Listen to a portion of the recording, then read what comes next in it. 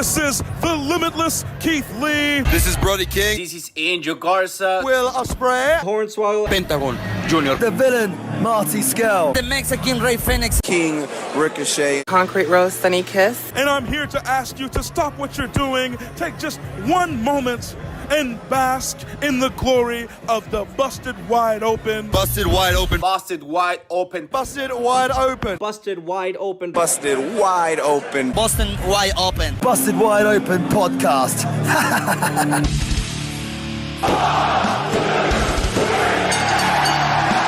You're listening to the Busted Wide Open podcast, dropping the elbow on the hottest topics in sports entertainment and the world of professional wrestling. With your hosts, Nick Howell and Sir Ian Dangerous. Coming to you from the Orbital Jigsaw Network Arena in sunny Southern California.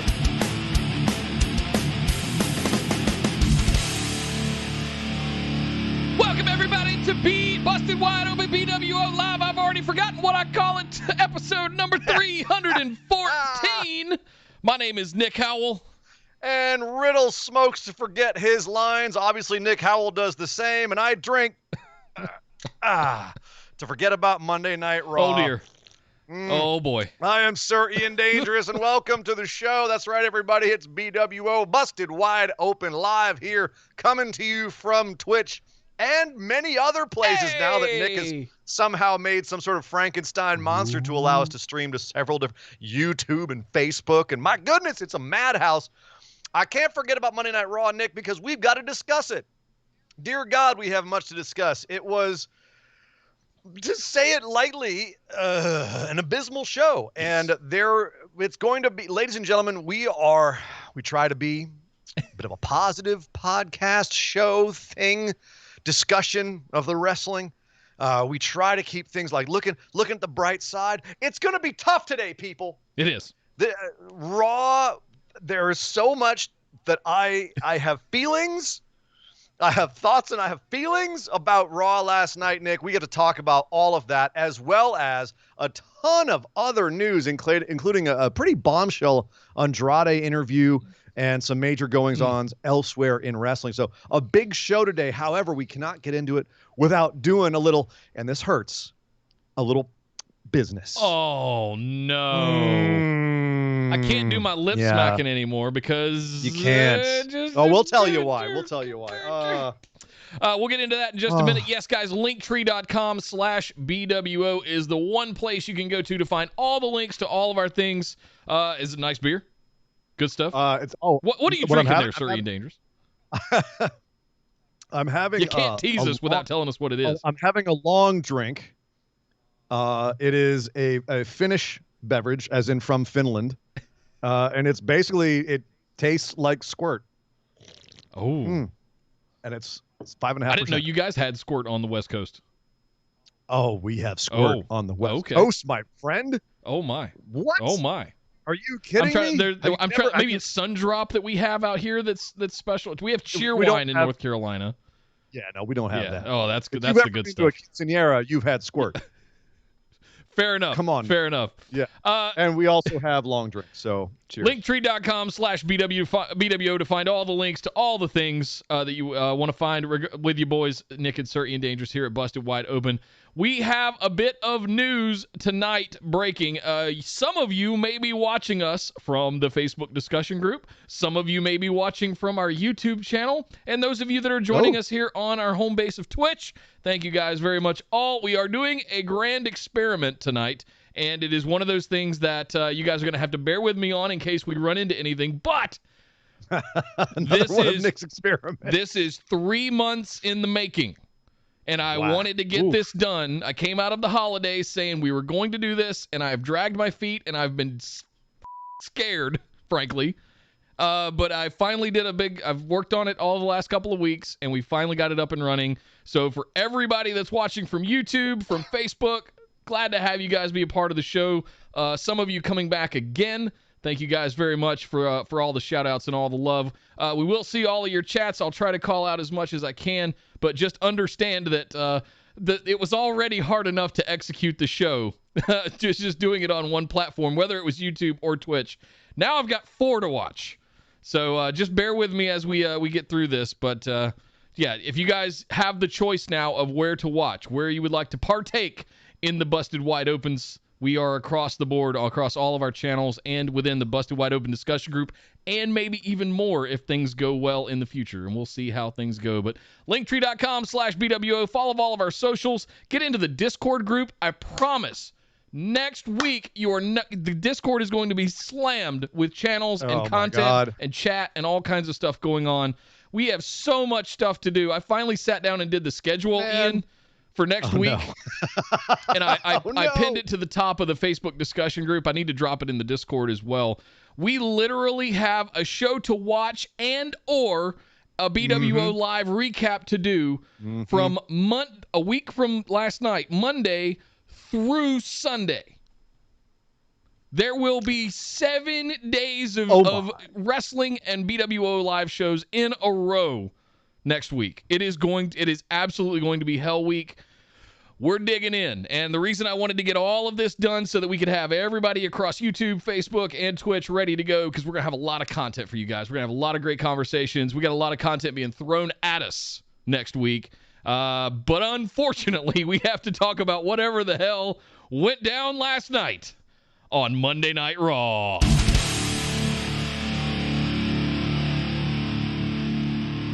Yes, we are heading to WrestleMania, and as a result, WWE has decided to lose its goddamn mind. And there were some creative decisions last night on Raw, Nick, that if I scratched my head about it, I'd be down to the bone, because I'd be scratching so hard trying to figure out why they would do some of the things they did. And the number one thing that made me scratch my head the hardest was the thing they did at the top of the show. Oh. And that was bringing out all 4 dripping members of the Hurt Business. Just suited up, looking good. Bobby Lashley with that WWE title slung over his shoulder. Everyone else in beautiful suits. MVP with his pimp cane. Cedric going double breast. I like that. It was a good look. Come out to the ring, and they said, that's right, we put out a hit on Drew McIntyre. What you going to do about it? The problem is we also have members of the Hurt Business who can't get the job done, and they're therefore banned from ringside at WrestleMania. And those guys are Cedric Alexander and Shelton Benjamin. And of course, Cedric and Shelton went, wait, what? What are you talking about? We came out here to shoot on Drew McIntyre.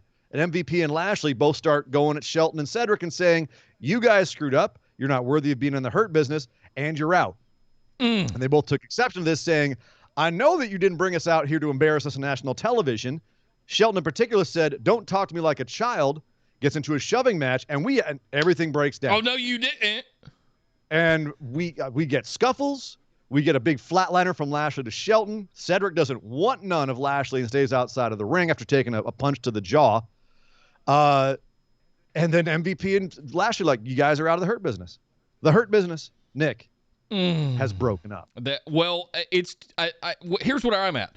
Are they done? Is it now just MVP and Bobby Lashley that are the Hurt Business? Are they going to find new recruits? That was defined later on in the show. So this was the major plot line of the show was the Hurt Business, Lashley, Drew McIntyre, and everything going on there. You had Shelton and Cedric screaming at Adam Pearce later in the show, saying we want one-on-one matches against Lashley this week and next week. Shelton got his shot at Lashley, hit his finishing move, hit pay dirt on Lashley. Lashley kicked out and then beat him down and put him in the Hurt Lock, tapped him out. So Shelton was out of it. Next week, I guess Lashley's getting Cedric because we've got to do something before WrestleMania. Meanwhile, Drew McIntyre can't stand the idea of someone possibly jumping him at some point. Bobby Lashley's fully in Drew's head. So Drew loses his mind, goes into the locker room, and starts screaming at everybody, come on, if you're going to do it, do it. If you're going to take up Lashley on his offer of taking my spot at WrestleMania, which is an interesting thing to offer. Hey, if you beat down Drew, you can take his slot at WrestleMania. All right, interesting idea. Drew calls he tosses Humberto Carrillo across the room. He headbutts Drew Gulak, and finally he hits in Ricochet's face, and Rick goes, look, Drew, I don't believe Lashley would follow through on that, but if you want a challenge, I'm always up for a challenge. So Ricochet honorably stands up to Drew McIntyre. He and Drew go on to have a match at the end of the show. As you would expect, Ricochet gets some shit in, but ultimately Drew just kicks his ass. It's about the 2 minutes I expected it to be. Kicks his ass back to main event. Thanks for coming along, son. Remember when you were relevant? Okay, bye. And then Ali jumps Drew McIntyre after that. Ali's got nothing better to do. He's still got a bum knee. We thought he'd be in rehab. Apparently, no. At least Creative has something for him. He jumps in there, starts working over Drew's leg for a few minutes, gets about twice the time of Ricochet before Drew finally mans up and claymores him out of existence. And then Drew gets in there. Drew stands up and says, I've beaten these guys. Come on, Lashley. Do your own dirty work. Come out and get me. If you're going to do it, take me now. I'm beaten down. Come on. Do it. Out comes Lashley. MVP's on commentary for pretty much the whole Raw, including this part. And he goes, I don't think Lashley should be doing this, but hey, I'm just going to still sit here. And you wonder why he's sitting there until you realize why he was sitting there and not doing anything, because the ace up their sleeve happens to jump the ring next. It's Baron Corbin from SmackDown taking Lashley up on his offer and takes out Drew McIntyre, and Lashley ends up helping him, putting him in the Hurt Lock 3 times before we go to the end of the show. Baron Corbin stepping up at the end of the show, and apparently, if not the newest member of the Hurt Business, then definitely calling back to the time when he and Drew and Lashley were all a heel faction Corbin back in 2018. And he says, me and Lashley and Drew used to run this place. One of us sold out, and I'm here to do some business. So, to your question, Nick, is Baron Corbin now the newest member of the Hurt Business? Is the Hurt Business now Lashley, MVP, and Corbin? Which, if it is, not mad at it personally. Okay, interesting. I was going to say that's a big step down. For him? In some sense. For Corbin, it's great. Yeah. Oh, yeah. That's what I meant. He's been spinning his wheels on SmackDown. He's got nothing to do. This is a great look for him. Historically, it's an interesting it's a story. You can say Corbin has some beef to pick with Drew after the way that Drew left him and Lashley high and dry. You could say that, sure. But the Hurt Business, Nick, over the last year has been the most compelling, interesting, awesome faction in WWE. Yep. They basically, in the with Asuka, they basically carried the WWE through the pandemic. They were one of the good things to come out of it. I would say you had a lot of things that really worked well when Heyman was still somewhat in charge of Raw. And one of the things that lasted through the year as something that was quality was the Hurt Business. Yep. Is it too soon to be breaking them up the way that they were? I'm wondering if they're questioning Cedric and Shelton again. I'm wondering if that backstage. I'm wondering if that's look what's at how going they on. lost. They arbitrarily lost the tag titles to New Day. Just you guys were holding it for a second. Okay, cool. You're done. Dropped it to New Day. Now they're going to get beaten down by Lashley for 2 weeks, and then what? Yeah. And I think I'm kind of rhetorically answering your question. Yeah. Is that it for them? I think so. And that's what worries me. Yep. Is this is the best thing that ever happened to both of them, and they both had lots to do. They were great. They had good matches, and I think it's a huge disservice to them to toss them aside when you could conceivably keep them together as a tag team. Your tag division, if you take out the Hurt Business, is non-existent. Who are AJ and Omos going to feud with at WrestleMania or after WrestleMania? Probably New Day again. Right. That's it. That's all you've got. Yeah. New Day is a shadow of its former self. AJ and Omos are cute. This isn't even the most upset thing about a tag team that I am right now. We'll talk about that one later. Oh, we have more on that later. But okay, so we've got Baron Corbin. You're okay with that? Yeah. I see some upside to it. I'm still really disappointed they decided to break the Hurt Business up now. For him, for Baron especially, is like you said, incredible upside for him. He's basically been floating aimlessly for a long time. Sure. I don't know what this means because he's also an alpha.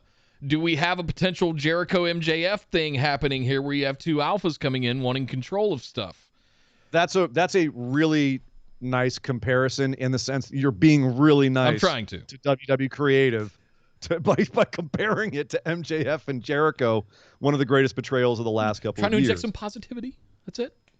Good try. What do you think? Do you think it's too early to break these guys up? Yes, 100%. I thought there was plenty more you could do with the Hurt Business as a faction. There was no logical reason to have them say, okay, you lost one match to Drew, you're completely useless. And you lost the tag team titles, you lost this match to Drew, you're completely useless to us. Get out of here. We're going to instead invest in Baron Corbin. We're going to look at him as being a potential partner with the Hurt Business. What has Baron Corbin done to make that something that you would consider logically? Again, hashtag WWE logic. We don't really put that in there. We look in the terms of what makes sense in terms of the bookers looking at the scenario. Yeah. Is Baron Corbin more believable as being a heavy next to Bobby Lashley than Shelton and Cedric? Maybe, but it's your choice. It's how you book Shelton and Cedric, and you book them to look like goons, and now you toss them aside. This was all within your power. If you wanted to keep a faction together, you could. But WWE seems to hate factions. They can't book factions. Look at Retribution, which recently fell apart as well. They can't seem to keep a faction together because they don't believe in them. And that's a huge problem with their company, because every other company that has factions, you find a ton of story just from having the faction exist. And whether people within the faction win or lose, it doesn't matter, because you have the larger picture of the faction there to run stories along with. You can have faction storylines, and within that, you can have subtle character moments. You don't have to book everybody in these constant storylines week in and week out. You can just have people showing up on TV in factions, having their presence just be there, having something for them to do, and you're already building equity by having them just standing in a faction. Yeah. So it's mind-boggling that, once again, WWE is leaving money on the table and saying, no, we're going to go a different route, a route that ultimately is going to benefit less people in terms of a shorter-term story. Why have them standing backstage in catering when you could have them standing arm in arm with MVP and Bobby Lashley doing nothing, but it maintains their relevance, and you could insta-book them into anything when they're doing that? If you remove that element of the faction, one, it makes the faction weaker. If it's just now, like if MVP is perma-disabled with his cane, as we've been led to believe, it's just Bobby Lashley now. Yeah. So he doesn't have have his goons anymore ringside. That makes him vulnerable to an extent. But he also, the faction doesn't have its tag team, that former tag team champions. Yeah. I feel like all around it was I tried to make sense of it in my head. I tried to rationalize, okay, how would I book breaking up the Hurt Business? How would I rationalize Cedric Alexander and Shelton Benjamin going off, maybe somehow still being a tag team, maybe still carrying a vendetta on their chip on their shoulder, something like that. We come back to it over the course of the next. Who knows? There's options there. But this was just a week out or 2 weeks out of WrestleMania? What are you doing? Mental. What are you doing, guys? Yeah. Oh, I just don't get it. So, no, I agree. I agree. It's like I was saying about building equity. You can just have them standing out there, and it builds equity. Yeah. This does not build anything. The B team have never had a higher spot in their career when they were goons ringside with The Miz. Yep. Exactly. And now you're paying guys to sit at home. Yeah. So congratulations. Hey, I got a lot of call-outs to do. Let's do some catching up. Let's do some catching up before we talk about. You guys have been active. If you're not careful, you're going to set off the hype train. We don't want to do that too early. No. Cal Cotton threw in 100 bits, said, my one position from this Raw is Rhea Ripley being... Okay, don't spoil stuff at the beginning. Carl, I'll come back to that one. I owe you that one. We'll come back to Kyle. Chevy threw in 100 bits, said, Raw has sucked the last several weeks. This is why I find myself switching to Street Outlaws for the first hour and just peeking in the remaining 2 hours. Street Out, is that where they're like drag racing on some back street in their souped up muscle cars? Is that what Street Outlaws is? They're doing it up here over on Overland near me and running into pedestrians. Right behind you. They race the Maseratis and shit. Oh, well, those guys. Yeah, I've got the Maseratis going down my street. OLA, never change. I mean, now on Monday, you've got Elevation, too. There's options. Yep. Or watch Elevation on Monday night. Listen to us on Tuesday. We'll do it in half the time. There you go. Thank you, Chevy. Jay Wolf threw in 100 bits, who also extended his subscription, I want to call out, through May. Thank you very much, Jay Wolf, for that. Also threw in 100 bits, said, I have not watched an entire episode of Raw in 2 years other than watching the occasional Asuka match with my girls. The Hurt Business was the one ray of light that I would look forward to watching highlights on YouTube. I now have zero reason to ever watch an entire episode of Raw, especially since the number one reason I stopped watching is now on Raw, a.k.a. Baron Corbin. Yay! Thank you very much, Jay. Literal go away. Right, exactly. With your fans, not even with the kayfabe universe, right? God. God. Oh, thank you very much, Jay. Thanks for extending your sub, too, man. Appreciate it. Thank you very much, brother. Kyle threw in 100 bits here. He says, I got to say, I didn't expect Drew in less than 1 year to get the Cena and Orton versus the rest of Raw treatment. Seemed to be an avatar Vince used to yell at his roster for his own faults. And please kill me if Corbin is in the Hurt Business. It's pure anti-booking because they know people will cheer Lashley and want to cut it off at the pass only to ensure Drew gets booed. That's actually a very good point, is that, and one of the reasons they could be putting Corbin with Lashley is they know that no matter what, Corbin will be booed. It's the Miz theory as well, right? No matter who you put them against, they are able to get boos. The problem is exactly what Jay just said. Corbin has go-away heat with people. People don't want to watch Corbin. And one thing I was actually thinking of with this whole thing is, you know how there's that old saying that pizza's kind of like sex. Even when it's bad, it's still, at least it's a pizza. Yeah. I don't entirely agree with that. Yeah. Because at a certain point, I've had some bad pizza before. You know what? When I was young, any pizza was good pizza. I'd eat Papa John's. I'd eat Little Caesars. I didn't give a crap. The buffet. Fine. Right. $5 is all you can eat. I'm in. 7-Eleven pizza. We've all been there at 3 in the morning. Delicious. It's greasy. I don't care. Man, I'm old enough to know better now. Yeah. I know there's such thing as bad pizza. And I know that, Baron Corbin is bad pizza. For some people, you can stomach it. Yeah. You can be, all right, it's you know what? I can see the upside here. It's cheese and pepperoni. It's kind of greasy. I like the flavor. But there's better. There's better out there. There's better options. You have to work a little harder. Might have to pay a little more. But you can get better than Baron Corbin. He's bad pizza. Yeah. Bad pizza Corbin. That's a new meme now. That's absolutely. Bad pizza Corbin. Yep. Thank you very much, Kyle. Sheppy threw in another 100 bits. Thank you, sir. Said, why can't we get Ricochet, Cedric, AJ, Xavier Woods, Matt Riddle in some mid-card feud shenanigans instead of trying to feed them to all the big destroyers every week? At least AJ and Xavier are going at each other a little bit. Can you imagine a U.S. I'm not mad at what they're doing with the U.S. title right now. We'll talk about that shortly. But imagine if they had to what Sheppy. But imagine yes, you could have a U.S. title tournament. You could have 10 dudes. He just listed off most of them. You could have 10 dudes. Drew McIntyre beat down and humiliated most of them in the locker room. You could have all those guys having a tournament, going out there and putting on amazing wrestling matches. Give them all 7 minutes. They'll put on great matches. They'll be amazing. They'll look good. You'll build equity in them. Instead, no. Nope. We have to have the New Day doing charades, and we have to have charades from the French. And we have to have 10 minutes of women's booking that was drawn by a kindergartner on an Etch-a-Sketch. So we'll get to all that, but the bottom line is this is the booking right now in WWE. I don't know if everyone's distracted with trying to get WrestleMania up and running. They're $1 billion company. How can your creative be this uncreative? Yeah. This simple-minded. Yeah. And again, and I believe that Kyle's right, that the idea here is we've got to get Lashley booed. Because everyone's going to want to cheer everybody, and he's got to be booed against Drew. Stick him with Corbin, he'll get booed. That's right? Actually a good point. I hadn't thought about it that way. It's not illogical, and that sounds like real WWE logic, like real Vince Pritchard logic, where they're like, we've got to get Lashley booed, and they're not entirely wrong. A captive audience that can't look away is going to boo the crap out of Corbin and Lashley. They're all hyped up. They're at WrestleMania. They want to get into the program. They're going to boo Corbin. And if he's standing next to Lashley at WrestleMania, by extension, they're going to boo Lashley. Yeah. The logic is sound there. Unfortunately, it sucks for Shelton and Cedric. It sucks for all of us who want to see a cool faction. All they have to do is work a little harder to book that faction to be heels. Yeah. Yep. And they just don't want to. They were at one point, and then they flipped them. They put them against Retribution. Taking the easy way out. Thank you, Sheppy. Sheppy threw in another 100 bits. Just said a rhetorical, why build a faction if you know you can't book them? Because they write the show every day 2 hours before it goes live.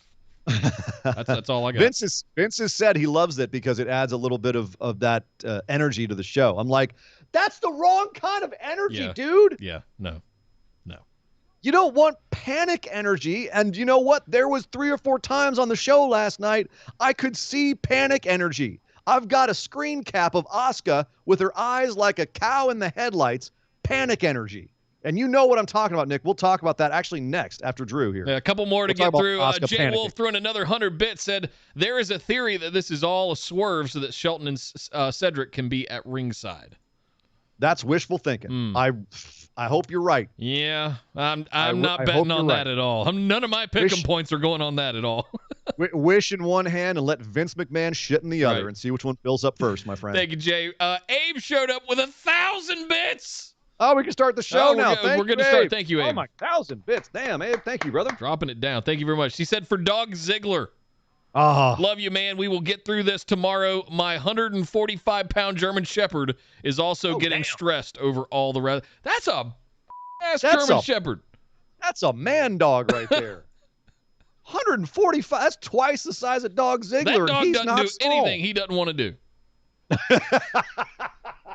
Right? 9. God. It's a German Shepherd, so of course it says 9. Oh, my goodness.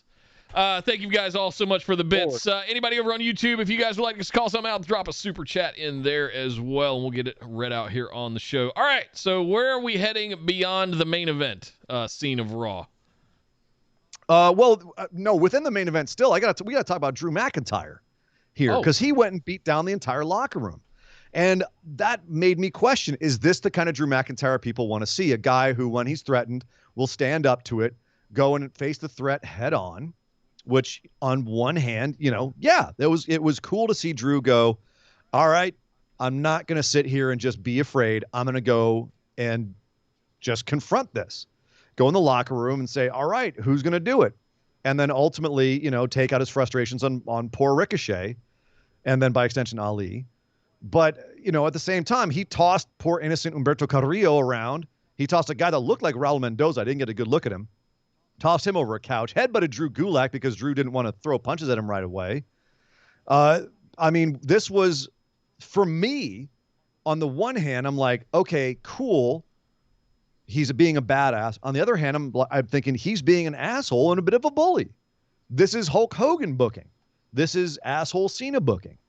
And I wanted to know your opinion, Nick. Like, did you think that this helped your perception of Drew McIntyre as a lead, quote unquote, babyface?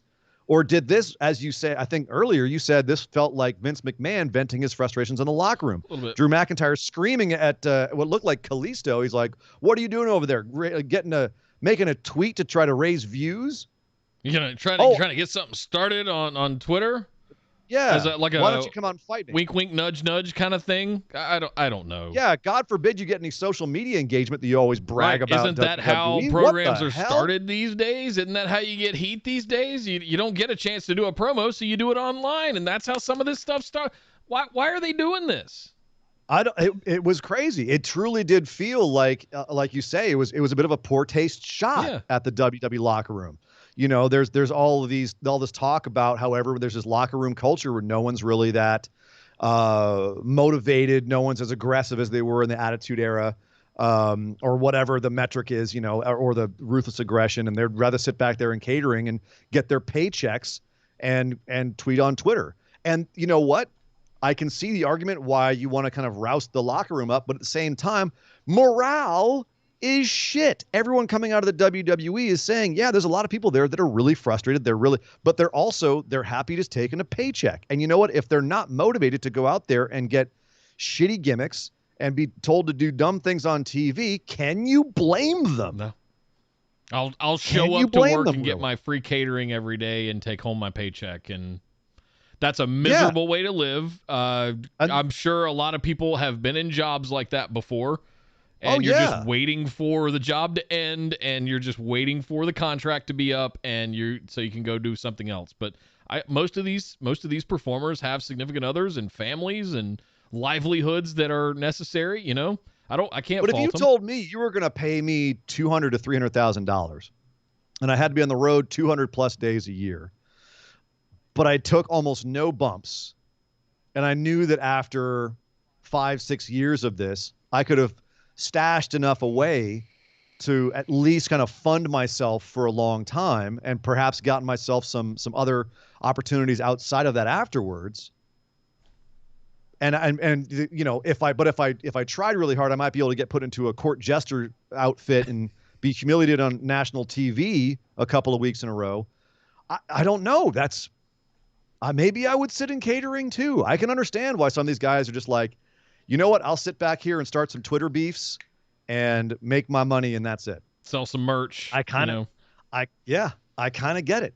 I kind of get it, especially when, like, every once in a while the boss has the number one guy who I'm never going to be because genetically I'm not 6'7" and built like a brick shithouse.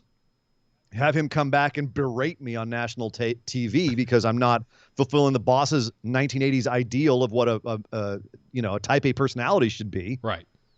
Or physique, for that matter. Yeah. And then, you know, whenever we go do an international show, the boss strands me at a hotel because, you know, I'm being held hostage by the Saudi Arabian government. Maybe I would have a little bit of bad morale too. Just saying. Vince wants to have Drew shoot on the locker room. You asked me how I felt about this. Let's call it all out. This is not how I want to see Drew portrayed. It's really that simple. I want to see the Drew that won the Royal Rumble, that won at WrestleMania, that immediately followed up and beat Big Show, that was just the big guy. I want to see that guy. And I absolutely hope he gets his coronation in front of 45,000 people at Raymond James Stadium in a couple of weeks. I hope he gets it. I don't know what to do right now. Right now, if you ask me what happens if Bobby Lashley retains, I don't know. Honestly, I'll be very impressed with WWE if they let Lashley retain. Same. Because they made a big deal about what a momentous thing it was that they put the title on him in the first place. If they put it on him just to have a big opponent for Drew at Mania, which I believe is what they did, then it's not momentous to me. You didn't put him on him because you believed that he was the right guy at the right time and you wanted to have inclusivity and all of that. You did it because he's the only guy that you had around that you felt you could build up for Drew at WrestleMania. That's it. That's his only qualification. Yeah. And he can go back to being somewhat relevant and doing storylines where he, cucks another man's wife. So no, it's all fairly frustrating to me, but the same, I want to be clear. I'm still excited for Drew versus Lashley at WrestleMania. They're going to put on a great match, but outside of that, there's definitely a lot of stuff going on right now that's frustrating, and it doesn't end there because let's talk about Matt Riddle and Sheamus. Matt Riddle's a U.S. champ. He had a very cute R-Truth moment backstage where before all this, where he just kind of went down the hall and said a bunch of funny things to people, and it's kind of become his thing where he just rolls up on people on his scooter and just says something funny. And then he comes out to the ring and he kicks ass. And frankly, I think both gimmicks are getting stronger and they're letting him do more. And this was interesting because Sheamus beat him straight up. Once again, they used the trope of you have to beat the champ to get a shot at the champ, which I'm not always a fan of. And they did it later on in the show as well, and I was not a fan of that. Here, however, this felt like Sheamus brought it to Matt Riddle.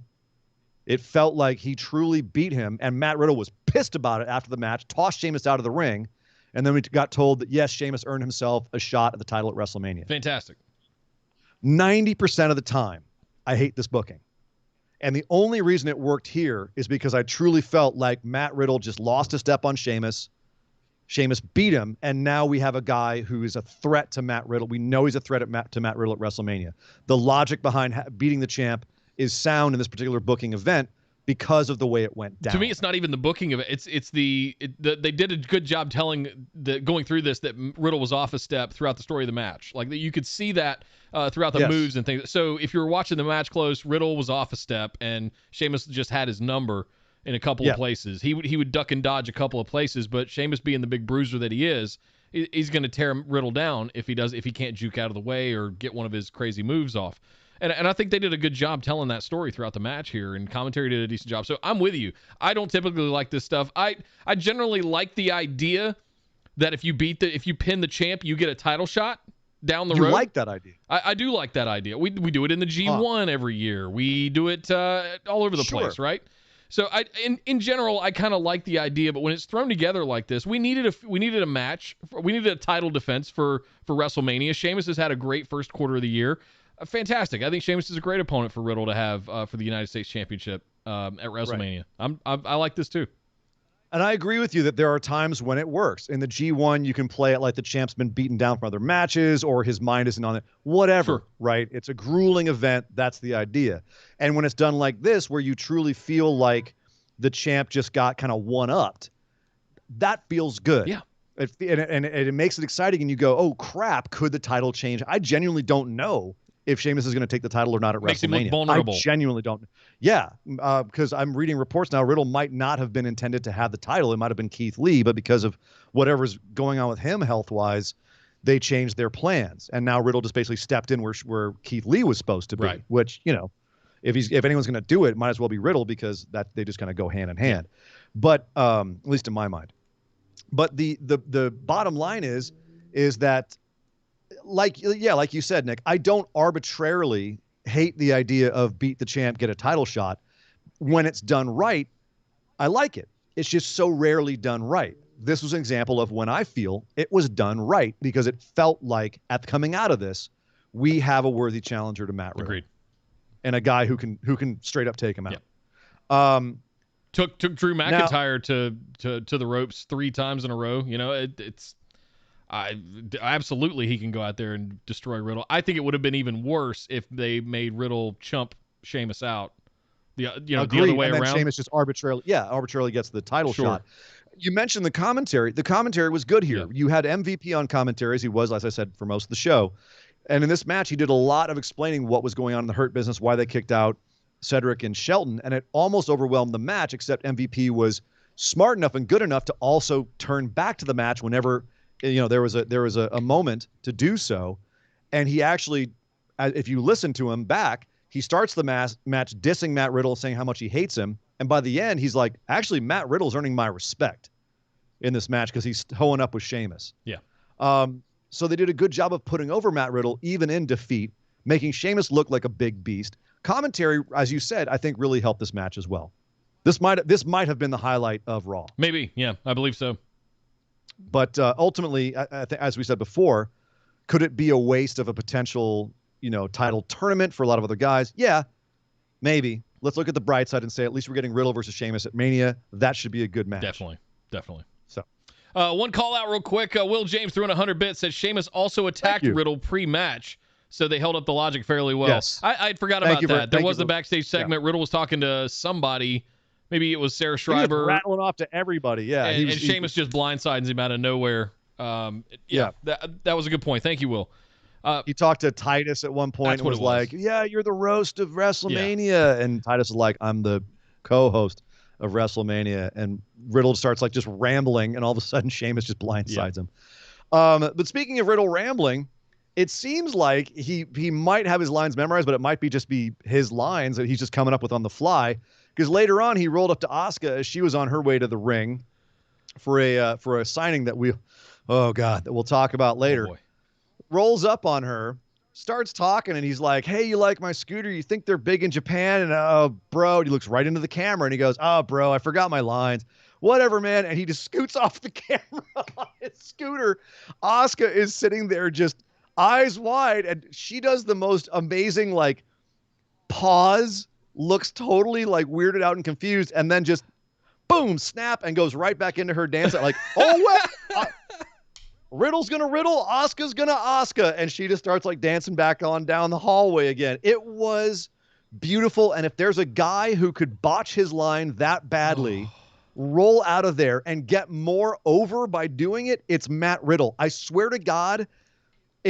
We'll find out pretty soon if Matt Riddle starts to do some MVP made fun of him on Raw Talk afterwards too, and Riddle just blew it off and was actually really funny about it then too, where MVP pretends to forget his line on Raw Talk and Riddle just goes, "Yeah, bro, that'll happen." Looks in the camera, that'll happen. I'm pretty sure Riddle probably actually got over more backstage by doing this than not. You look at R-Truth and his longevity in the company, just by being a guy who you can put with anyone and he's going to be funny. I know Riddle's shtick isn't for everybody. Apparently Vince likes it because Riddle has tons of backstage segments. If this got over with Vince, look for this to become a thing. Yeah. Riddle just being like, I don't know, bro, and then just taking off with his scooter. Hopefully, I think the thing that made it though, that made me laugh out loud very hard, was Asuka's reaction of, what? And then, dude, there's that moment of like, okay, and we're back. We're gonna. All right, hey, we're live, pal. All right, we're gonna Asuka on out of here. Yeah, it was probably one of the most magnificent simple line botches. I busted out laughing. Literal time. LOL. God, it was great. I want to make fun of him. I can't. No. It's too good.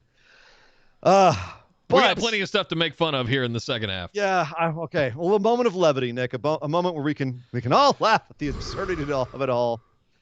Riddle just not really giving 2 Fs, but unfortunately, we're paid to give Fs, Nick. We got to talk about the big F. That's the Fiend.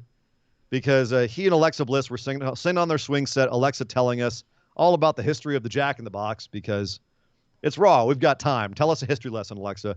She has a little Jack in the Box in her lap. She finally pops it open. She's like, that's right. It's like a demon in the box. And that's where I kept the Fiend's heart. And then I let him out because Randy let him out. He didn't know what he was doing. Whatever. It's a typical Fiend shtick. All I wanted to know was if there were some bacon cheddar wedges in there because we don't have Jack in the Box here. Well, you're missing out. I know. Even Australia has Jack. I know. What are you doing? It's one of the things, like Mexican food, good sushi, and bacon cheddar wedges from Jack in the Box. That's like my 3 things I missed from LA.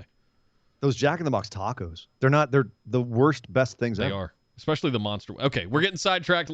Best breakfast, by the way, too. Anyway, we're getting sidetracked. My fault. Are you hungry? I was hungry, yeah. It's okay. Way to go. I hear buddy. Jack in the Box. I think bacon cheddar wedges, monster tacos.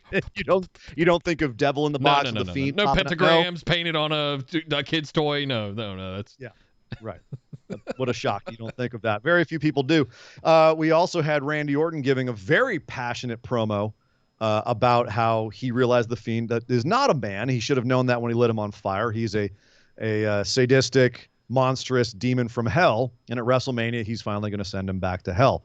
Well, that's big words coming from a guy who Alexa Bliss threatened with his life because in their segment, Alexa Bliss at WrestleMania, she said Randy Orton dies. And that's a 4-letter word you don't hear often on WWE TV. No. You hear Randy Orton say shit more than you hear Alexa Bliss or anybody else say the word dies. Yeah. Because to threaten someone with death is not very PG. No. So that caught my eye. That caught my ear. What do you think about Alexa Bliss threatening Randy Orton with death? I think it was beyond the 10 o'clock hour on the clocks, so they could get away with it. Yeah. Because I believe this was in the 3rd hour of Raw, so we were past that 10 o'clock hour where the rules get stretched a little bit more. As far as cable TV goes, listen. Sure. Fine. It'll be interesting. What are they going to do? Drag him through the ring? Cool. We've seen that a million times. What if? And this is I'm trying to because right now this is stalled out to me. Same. We are. It took too long after TLC in front of match. It took too long. The wheels are spinning. Yeah, the wheels are spinning. The mud is getting kicked up. The new Fiend look is it's not setting me on fire. Pardon the pun. What if? And I'm just going to do a little Ian booking here just to try and make myself excited about this again. What if Randy Orton dies at WrestleMania? And by that I mean like a casket match kind of dies, right? Where it's not like the Fiend doesn't like put his arm through Randy's chest, Dragon Ball Z style. He Randy Temple of Doom style. Yeah. Sure, right. Shut the day. I'm talking about like Randy Orton quote unquote dies, but comes back possessed a la Alexa Bliss, and you have a new, I'm going to say the F word, faction. Didn't we do this with Randy Orton before? That is what led to the House of Horrors match? That would be the irony, wouldn't it? Is if coming out of this, Randy actually does work like he has been possessed and taken over by the Fiend. As opposed to before where he was just faking, just kidding. I remember these dimly lit silhouette of promos of him with a hoodie on pulled over his head and I'm with the Bray Wyatt family now. And right, but he was faking. He was fooling. No. He was just trying to get in. And now And now the irony would be on the other side of this, that Randy actually is forced to work with the Fiend because his mind has been taken over or whatever. But wouldn't that be his punishment? You come into my house, you eat my bread, you sit under my eaves and you pet my dog, and then you burn it all down. And in payment, I make you my slave. Now you work for me. Now all those things that you pretended to want to have from me, I give to you when you deserve them. That would be the... What? Okay. No. You don't want to see evil Randy working with the Fiend. He's already evil. So then how do they pay like a this horn's off? going to grow out of his head and he's going to have like fangs and shit? Yeah. Satan Randy. Satan Randy. Satan Randy. You have Satan Randy sitting on a throne, Little Nas X slap dancing on him. It'd be great. Baphomet Orton. Let's just let's just go all They out. They want to get like major cultural music figures in there. Have Randy as Satan and have Little Nas X lap dancing on him. There you go. There is your WrestleMania moment. Slayer opens him to Mania. Yeah. Yes. I mean, Slayer you know what? I'm not mad at that, saying it out loud. Yeah. Okay. Bringing you over to my side here. All right. We don't know how Randy will die at WrestleMania, but he's been threatened with death. We'll see where that goes. But real quick, speaking of music icons, Kyle threw in 100 bits. Only thing that stood out to me is how well they perfected Alexa's eyeshadow, because her expressions are coming across like an anime character, and I love it. Just wish this was all better. Yeah, they went heavy on the eyeshadow this week with Alexa. Yep. I'm no makeup expert, but she definitely had the blacked out kind of ghoul eyes in a way going on. She looking smoky, and by smoky I mean she held her head over a fireplace. You got some closed soot her eye just around her eyes. You got a little soot. Yeah. She looks like an extra from Fiddler on the Roof. Thank you, Kyle. Thank you very much, brother. So yes, we were talking about music icons being at WWE. Bad Bunny, he's going to be at WrestleMania. And as a way to kill half an hour, WWE decided that on Raw we were going to get the debut of Hey Hey Hop Hop, the new 20-hour music video from Miz and Morrison, which I'm not going to lie, Nick, was cute. I frankly could have just taken what they showed me last week and that would have been enough. But no, we got the entire music video this week, along with cuts to Miz and Morrison in the ring dancing along to it. I'm not going to lie, it's witty. Like, the raps are funny.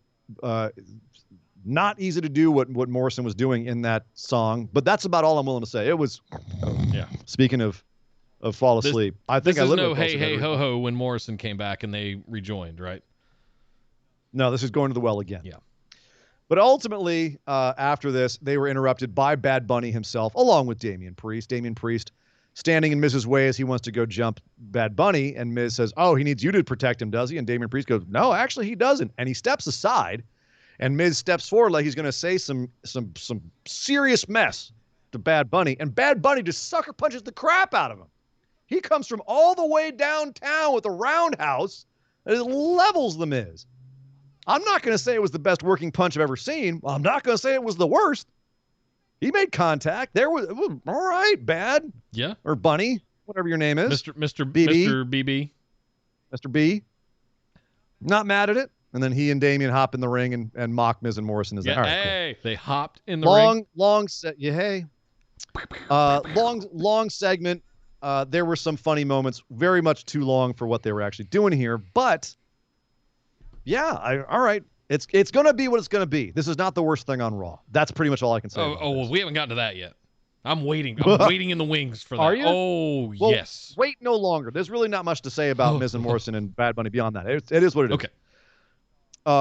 Well, actually, I don't know, because we got two things to talk about left, and I'm wondering which one is the worst for you. Which is the worst? Let's do the worst last. The worst will be what happened as part of the contract signing. Okay, then let's do the other one first. Let's talk about Shane McMahon and Braun Strowman. Shockingly, not the worst thing that happened on Raw this week. Imagine that.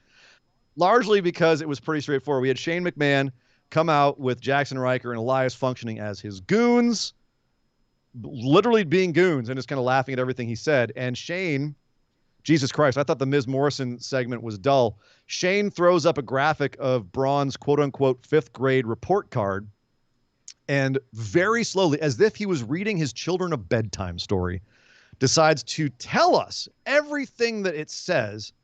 I mean, I don't know if he was giving his kids a bedtime story or like at some sort of company HR meeting trying to describe new policies. It was, dear God, Nick, the most boring delivery I could So as you would see here in social studies, Braun got a D-, and I don't even want to imitate it because I don't want our listeners to go be here running for an hour. for the hills. Yeah.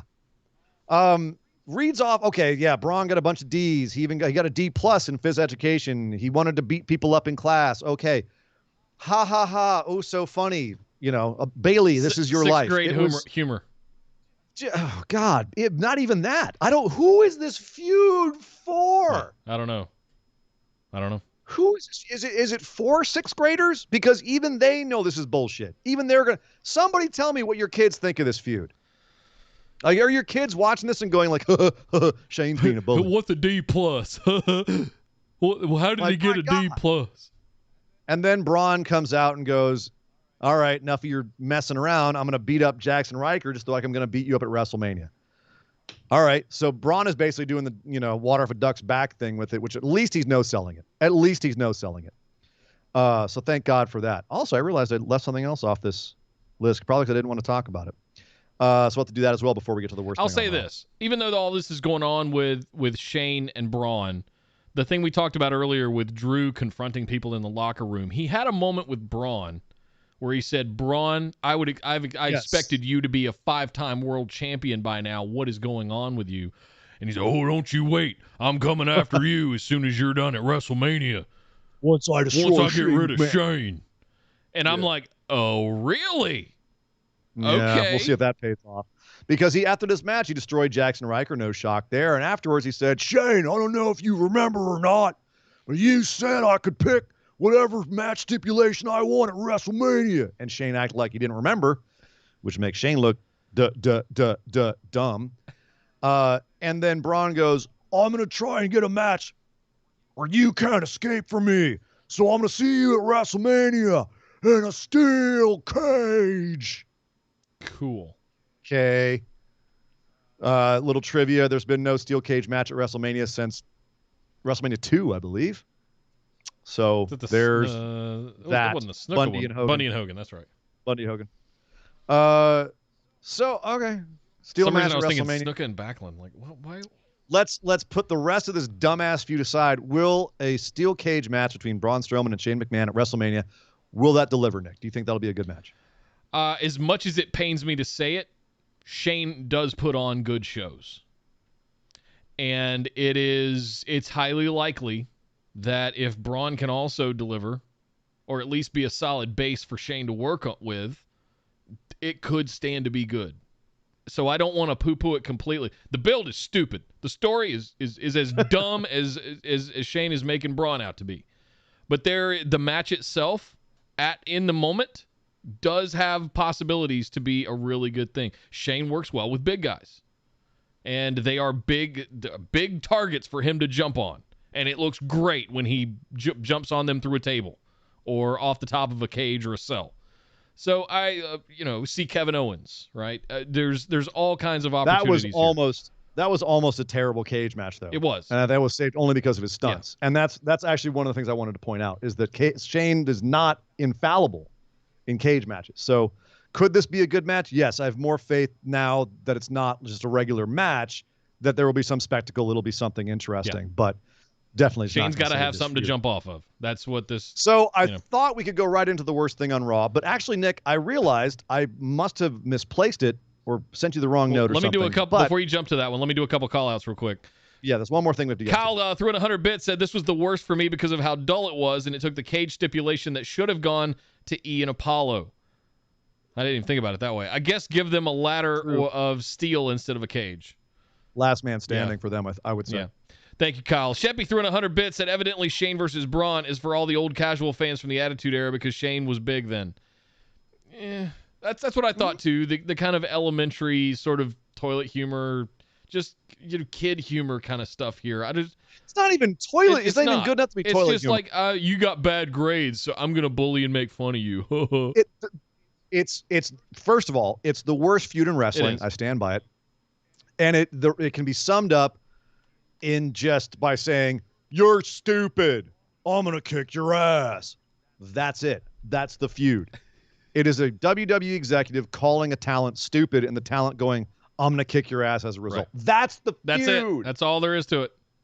That's the dumbest goddamn thing I've ever heard. And this is a show where they broke up the Hurt Business. So, my God. And even somehow that was, thank God, it was actually worse than the next thing we're about to talk about, which was not the worst thing on Raw. It's something else I actually forgot from the note, and that was the New Day having a segment with AJ Styles and Omos. And the New Day decided that they were going to challenge AJ and Omos to party games to prove that they were not on the same page. That's the logic. Well, they weren't as good of a team. They weren't a real because last week we had AJ trying to guess his favorite color and his flavor of ice cream and all that stuff. And just to be on the nose, Omos wears a mauve shirt this week. Naturally. I was like, okay, that's clever. Points for that. The man looks good in mauve. He knows his color palette. I'm just going to say that. But this started off, so they play charades, as Xavier likes to call it there. And Kofi and Xavier get it right on the first one. AJ Styles tries to do something, and Omos doesn't even guess. And so they fail the first round, and then they go to Pictionary. And the New Day, Xavier draws a pretty good rocket ship, and Kofi gets it within the 15 seconds. Right. And then AJ Styles, Omos does not want to play, so AJ Styles is like, well, fine, I'll go again. And he draws he goes, oh, this is easy. Draws a sun, very, very easy circle and some lines around it. And Omos just stares at him. Womp, womp, womp. They lose again. And we know from before this, AJ has to have a match with Xavier Woods. And Omos gets on the mic and says, why are we playing these stupid games? Let's just have a match with them at WrestleMania and take their titles. We don't need to play these stupid games. And my God, Nick, if anyone could get over on me with 2 sentences in a promo, it was Omos saying everything I felt about this entire episode of Raw in 2 sentences. Why are we doing this? Let's just have the match at WrestleMania. Yeah. Dear God, Omos, you gigantic, scary voice of reason, you beautiful, beautiful, gigantic piece of man flesh. It's so true. And then we had the match between AJ and Xavier. It was good. Which, it was fine. Yeah, AJ and Xavier worked well together. It's AJ goddamn Styles. He's one of the greatest wrestlers in the world, and he's out here doing Pictionary. Okay. He looks like he's having a good time, though. He looks like he's having a good time. That stuff should have been way more fun than it was. It just was. Yeah.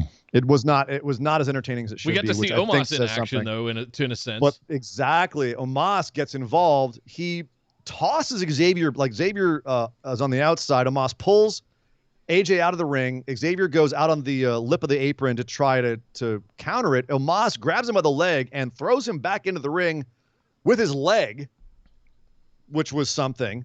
Kofi tries to come over the stairs at Omos. Omos grabs him by the neck like it's nothing. While Kofi's on top of the stairs, let me put this in perspective. You didn't watch the show. Kofi's on top of the stairs, and Omos doesn't even reach up all the way. He reaches up like just above his head and grabs Kofi by the neck. That's how big this guy is. Picks Kofi up like he's nothing, like he's a puppy, and tosses him off into the shadow realm on the other side of the barricade. And Kofi's not heard from again. And of course, the match is over by this point because the ref saw Omos interfering. Right. Omos gets in the ring and just lays into Xavier Woods, smashes him in the corner, picks him up and just double hand tosses it, chucks him to the ground. Xavier's it was some kind of weird looking spine buster power bomb combo move thing. I don't even know what I hope it has a name because it looked freaking awesome. Well, he's so big and so tall, and Xavier is so relatively small that, it looked like he just absolutely smashed him. And then, so Omos got over for a couple of things on this for me. I already liked the guy, but, this is our first real time seeing him do any kind of action in the ring. First of all, he's fast as hell going into the corner at Xavier. Terrifyingly fast. Really good snap. And then after he tosses Xavier to the ground, he puts his boot on Xavier's chest. He doesn't just put it there and step on him. He grinds it in. And the look on his face, he's grinding it in, and AJ's holding his hand up, but he's just, the way that Omos is looking down on him and like just kind of enjoying making Xavier squirm and suffer. It's those little details that made me go, oh, this guy's got more than just size and presence. He's got a good wrestling mind. There's details in there. He's got the eye for details. There's layers. He knows how to do a few extra things that make things a little bit more cool. Those are the things people remember. Omos standing over Xavier is one thing. Omos standing over Xavier and grinding his heel into Xavier's chest is a whole other thing. That good camera shot of how big his foot actually is. It's bigger than Xavier's head. It's almost the length of of Xavier's torso. They do like to make their cameramen like, I don't know if they're lying on the floor, like ant level view of Omos. They love doing that, but in some situations it works. So that definitely made me a lot more excited to see Omos at WrestleMania. It made me a lot more hopeful for him in his career in general. I like the way that they're slow burning him into a match, into working. Already, you know, he's a guy who's the size of the great Khali, but who I think, just from what I've seen, has more of a mind for the business. Yeah, I agree. So that's something else to be a little bit positive about, Nick, before we go into the next segment. One more thing we got to be positive about. A long time, somebody we haven't seen in a long time outside of the Facebook group, our humble sheriff has arrived in Twitch chat. Oh! His name is up, Quad Sheriff? Specs. Be sure and say hi to the sheriff, Sheriff McDonald. Sheriff. Tip of the hat. And he also re-upped his tier 1 sub for the last 8 months, and that means he gets a big old bucket of Chicken. Good. Woo! What's up, man? It's good to see you, brother. Thank you for the sub. Okay, let's rip this Band-Aid off and move past it as soon as possible, because I'm about to get a little upset, you guys. I'm forewarning you guys. All right. I've been on my pulpit about this previously, and I know you have too, Ian, and we're about to go nuts on it again. I have a feeling. All right, I'm gonna run this down real quick, because it should be real quick to run down, because it took a whole, I think, 15 minutes for all the segments. Carmella on Twitter said it was 10 minutes. Because Carmella bitched about the fact that they only had 10 minutes for the women on a 3-hour Raw, where they had the New Day out there playing Pictionary. They had Shane going off for 10 minutes about Braun's report card, and they had Miz and Morrison with a half-an-hour dirt sheet episode with their new music video. In bunny costume. They had 10 minutes. Oh, my soul. That's Raw, ladies and gentlemen. We have a tag match. Mandy and Dana on commentary. Excuse me, not a tag match. It was a singles match. Shayna Baszler versus Naomi, Lana, and Nia ringside. Wait, didn't we just have this match 27 times previously? We didn't. We did have Nia versus Naomi, and she squashed her. We also had Naomi and Lana straight up lose to Nia and Shayna. But, we've got, 1, 2, 3 women's tag teams represented here. At least they're doing something with them. Yeah. I would have said, if this match wasn't 3 minutes long and Shayna wasn't rolled up by Naomi after interflight, they got off maybe 5 wrestling moves each. And then there was just, of course, Reginald starts distractions on the outside. We've got people thrown into Mandy and Dana. We've got Shayna get distracted. Like, just kerfufflery outside the ring. Lana and Nia re-upping their feud. Lana almost going through the table. And Shayna the champ gets rolled up by Naomi. And Naomi and Lana escape while everyone else is lying by the announce desk, and Shayna's in the ring fuming. That was one segment. It was over very quickly. Then later in the show, after being completely hoodwinked and bamboozled by Matt Riddle backstage, Asuka comes out to the ring to do a contract signing with Rhea Ripley. And Rhea says, Asuka, are you threatened by me? And Asuka says, I'm not scared. You're overconfident. And Rhea says, maybe I am. But you know what? That's got me this far. I'm going to keep it up, and I'm going to kick your ass at WrestleMania. Blah, blah, blah. They both sign the contract. Very haughty. And then Rhea Ripley tosses the table into Asuka's face, and Asuka drops like a sack of potatoes.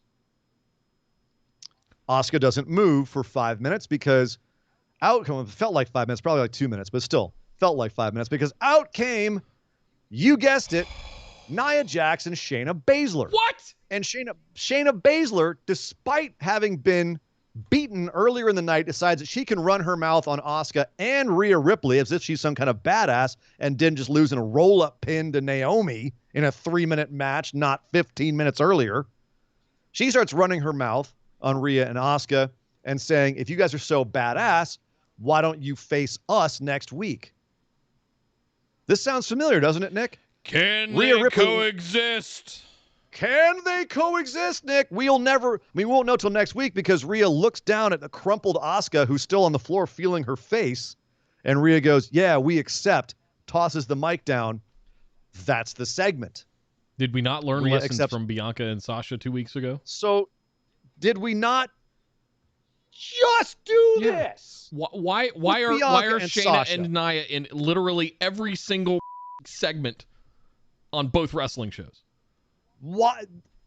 I'm fine with them being off with the tag team division and having a tag team, all that tag team kerfufflery. That's fine.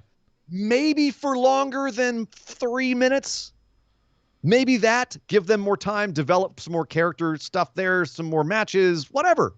Let Naomi and Shayna actually have a goddamn match because they're both able to do good match work in there. Maybe that. Oh, no, Reginald. We got to get Reginald some heat. Yeah. Why? No. What's wrong with just having a singles build to a goddamn WrestleMania supposed main event? I don't know. What's wrong with that? What's wrong with actually? I mean, both they have made the Bianca and Sasha feud a joke, and now it looks like they're going to try and do the same damn thing with the Asuka and Rhea build. Nick, now's a good time to go back and read Kyle's post from earlier on. Yeah. Let me scroll back down a little bit. It's relevant. I got to keep going. Oh, there it is. Calthrin 100 bits. Thank you, sir. Said, my one position from this Raw is Rhea Ripley being a total badass that seemingly goes beyond face and heel dynamics so far. I'm such a Rhea fan that even that terrible Raw, I can't be mad at it because Rhea gets to be Rhea so far. Also was sports entertained by Miz and Morrison and AJ Almost a New Day. Thank you, Kyle. Yeah, fair enough. But no, he makes a good point about Rhea. Rhea looked like and it didn't seem heelish per se. It seemed like a tweener badass. Yeah. You know, she doesn't give a shit about your heel and face. She's here to whip people's asses. Right. She's here to be a badass. Yeah. And he's right. Good. We need a little more of that. Awesome. Asuka looked like crap here. She was lying on the floor. That's a champion. You had 3 champions either lose or look like crap on this show. For about 2 more weeks. Mother of God.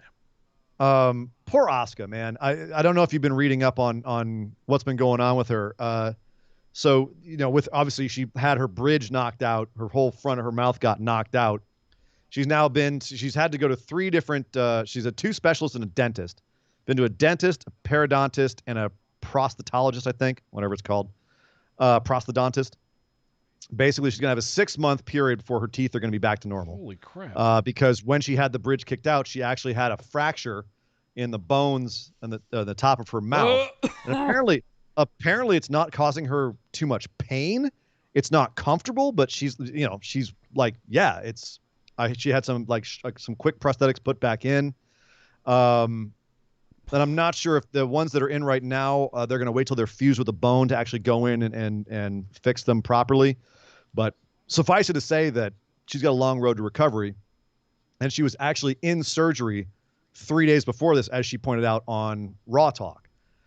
So she's had a rough go. And then they're throwing tables at her. And what was it? A couple weeks ago, chair got thrown out. There's all kinds of stuff. Shayna kicking her, kneeing her again in the face a couple weeks ago. Yeah. Asuka's the damn best, man. What a trooper. Jesus Christ. What a beast. Calthrin 100 bits said the sad thing about the random women's tag team match with Rhea next week, with WWE's version of Team Rocket in Shayna and Nia, they almost get away with it here if they didn't do the can they coexist all the time. Because the concept of Rhea going, I don't care about whether Asuka likes me or not, is even healthy. I accept because I can kick your butt solo. Maybe not have Shayna trash talk reality to the women, to the woman who ran her out of NXT across a 5-month program. Thank you, Kyle. I had hopes. Like I rolled out of my freaking chair when I was in on this. I was fine with the contract signing and the table flipping and that's fine. The minute I hear Nia and Shayna come back out and Reginald is standing there holding the title, and the three of them are at the top, and I just so hard out of my chair because I can't get past this. I wish that there was a redeeming side to this that led to Shayna versus Rhea.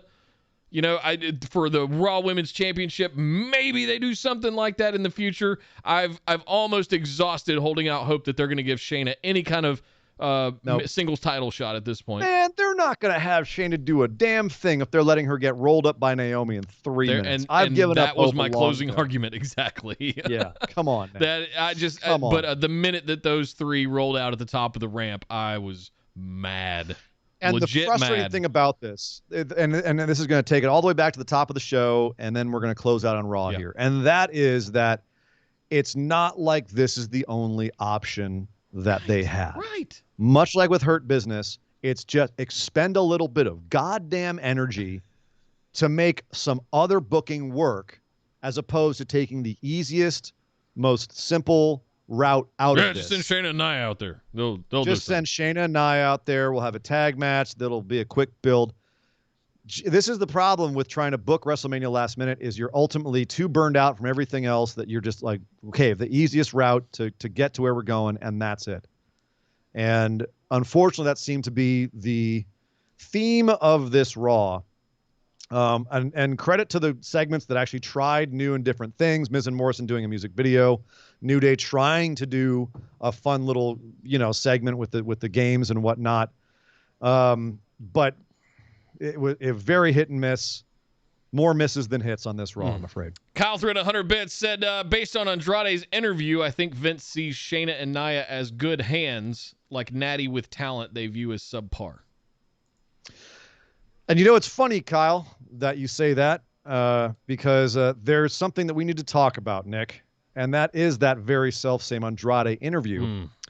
But in order to do that, we need to go to another segment that we usually call the Other News Lightning Round. All right, so Ian, normally I would throw this up with Flight of the Bumblebee, but considering this is just one piece, we're going to treat this kind of like just news. Because I feel like we need to talk about the Andrade thing a little bit. We got to discuss some of this stuff, man. I got a few news items to go over, but the big one, of course, is the Andrade interview, which just hit yesterday, I believe, is when I saw it. Andrade got interviewed by Hugo Savinovich on Lucha Libre Online's Facebook page, and he had a lot to say. It's basically like, the Moxley interview on Talk Is Jericho. So there's a lot of points here to cover. I'm going to try and get through most of them here. He said that he did see a lot of frustration and venting in the WWE locker room. A lot of people who are frustrated with stuff, but they don't quit. It's kind of like going back to what we were talking about earlier. People know they're not being used. People are frustrated, but they like that paycheck. They're not going anywhere. As for his own story, he had eye surgery back in October. He was cleared midway through November to come back, but they didn't call him to come back until February. He was pitching ideas in February during the whole Charlotte and Lacey storyline even. Charlotte was pitching for him as well, trying to get him something to do. Nothing stuck. Creative didn't want to have anything for him, and eventually he just gave up. In addition, he found out there was actually confusion about him. Vince still thought that he was recovering from surgery after he came back in February. Triple H was apparently asked about this, and Triple H was even confused. He thought he was still recovering from surgery, so people didn't even know where Andrade was or what was his deal. Jesus. And then he finally asked for his release about halfway through March. And I think March 8th is when he asked. By the time that they granted it to him, it was a week later, and he was actually sick with COVID. Charlotte got it too, right? Charlotte got it, I think, 4 days after him. Yep. So he gave it to her. And but then, he declined to say what role Charlotte played in his release. He was very careful about the stuff he said about Charlotte in the interview because he didn't want to affect her career. He said the biggest the one thing that was the hardest thing about the decision was knowing that if he left WWE, had to spend less time with her. And so that was the hardest thing for him. He actually, when it comes to Charlotte, he did have a lot to say. He talked about how they met. Apparently, like when he was first up to the main roster, he was, he was kind of like, I'm just going to stick with the Latino talent, go to my room every night, not get in trouble. He's a pretty private person in general, and he definitely did not want to date anybody at work. But apparently, that bald-headed Cupid, Carl Anderson, tricked him into coming out of his hotel room one night. Carl said, "Yeah, I've got a friend for you to meet," and that friend happened to be Charlotte. So, and the rest is history. And initially, apparently, Andrade was nervous because of it's someone else in the company, her status, her dad, and that finally, like she told Rick about it, I guess, in December. And it was just in the car, and Andrade was just a deer in the headlights, like, oh my God. She just sprung it on him. Can you imagine that? Like, no. You're a dude, and you're, like, in the car with the girl and her dad. And her dad just happens to be freaking Ric Flair. No, apparently she called up Rick while they were in the car. Oh. She's like, I'm going to call Dad. Hey, Dad, this is I'm in the car with Andrade. Obviously, she said his real name, but we're dating. Andrade's like, Hi, Mr. Hi. Fleer. Yeah, right. Hi, Do I woo? Do I greet you with a woo, or how does it work in this family? It's nice to meet you, sir. Woo! Oh my God. So that was apparently the situation. So here's the big bombshell about the Charlotte situation. Here he reveals why Charlotte is actually not currently in the WrestleMania program. And she was at Raw this week. We don't know if she'll be inserted back into the program or not. But this certainly made me think. He was obviously very politic about it, but it made me think about what might be going on in WWE, because apparently Charlotte was pulled from the program because her HCG, which is human chorionic gonadotrophin, I think. It's what it is. It's a hormone that you get, like it comes off your placenta when a placenta from a baby attaches to your womb. And her levels were apparently raised, and they came up in her blood test. And so the WWE doctor told her, don't come in, you're pregnant. He's called her up. It's like, you're pregnant. And Charlotte's camp actually, by the way, they kind of gave more detail to this after the Andrade interview. They felt like some details were lost in translation. But apparently, so she got that news and was like, what?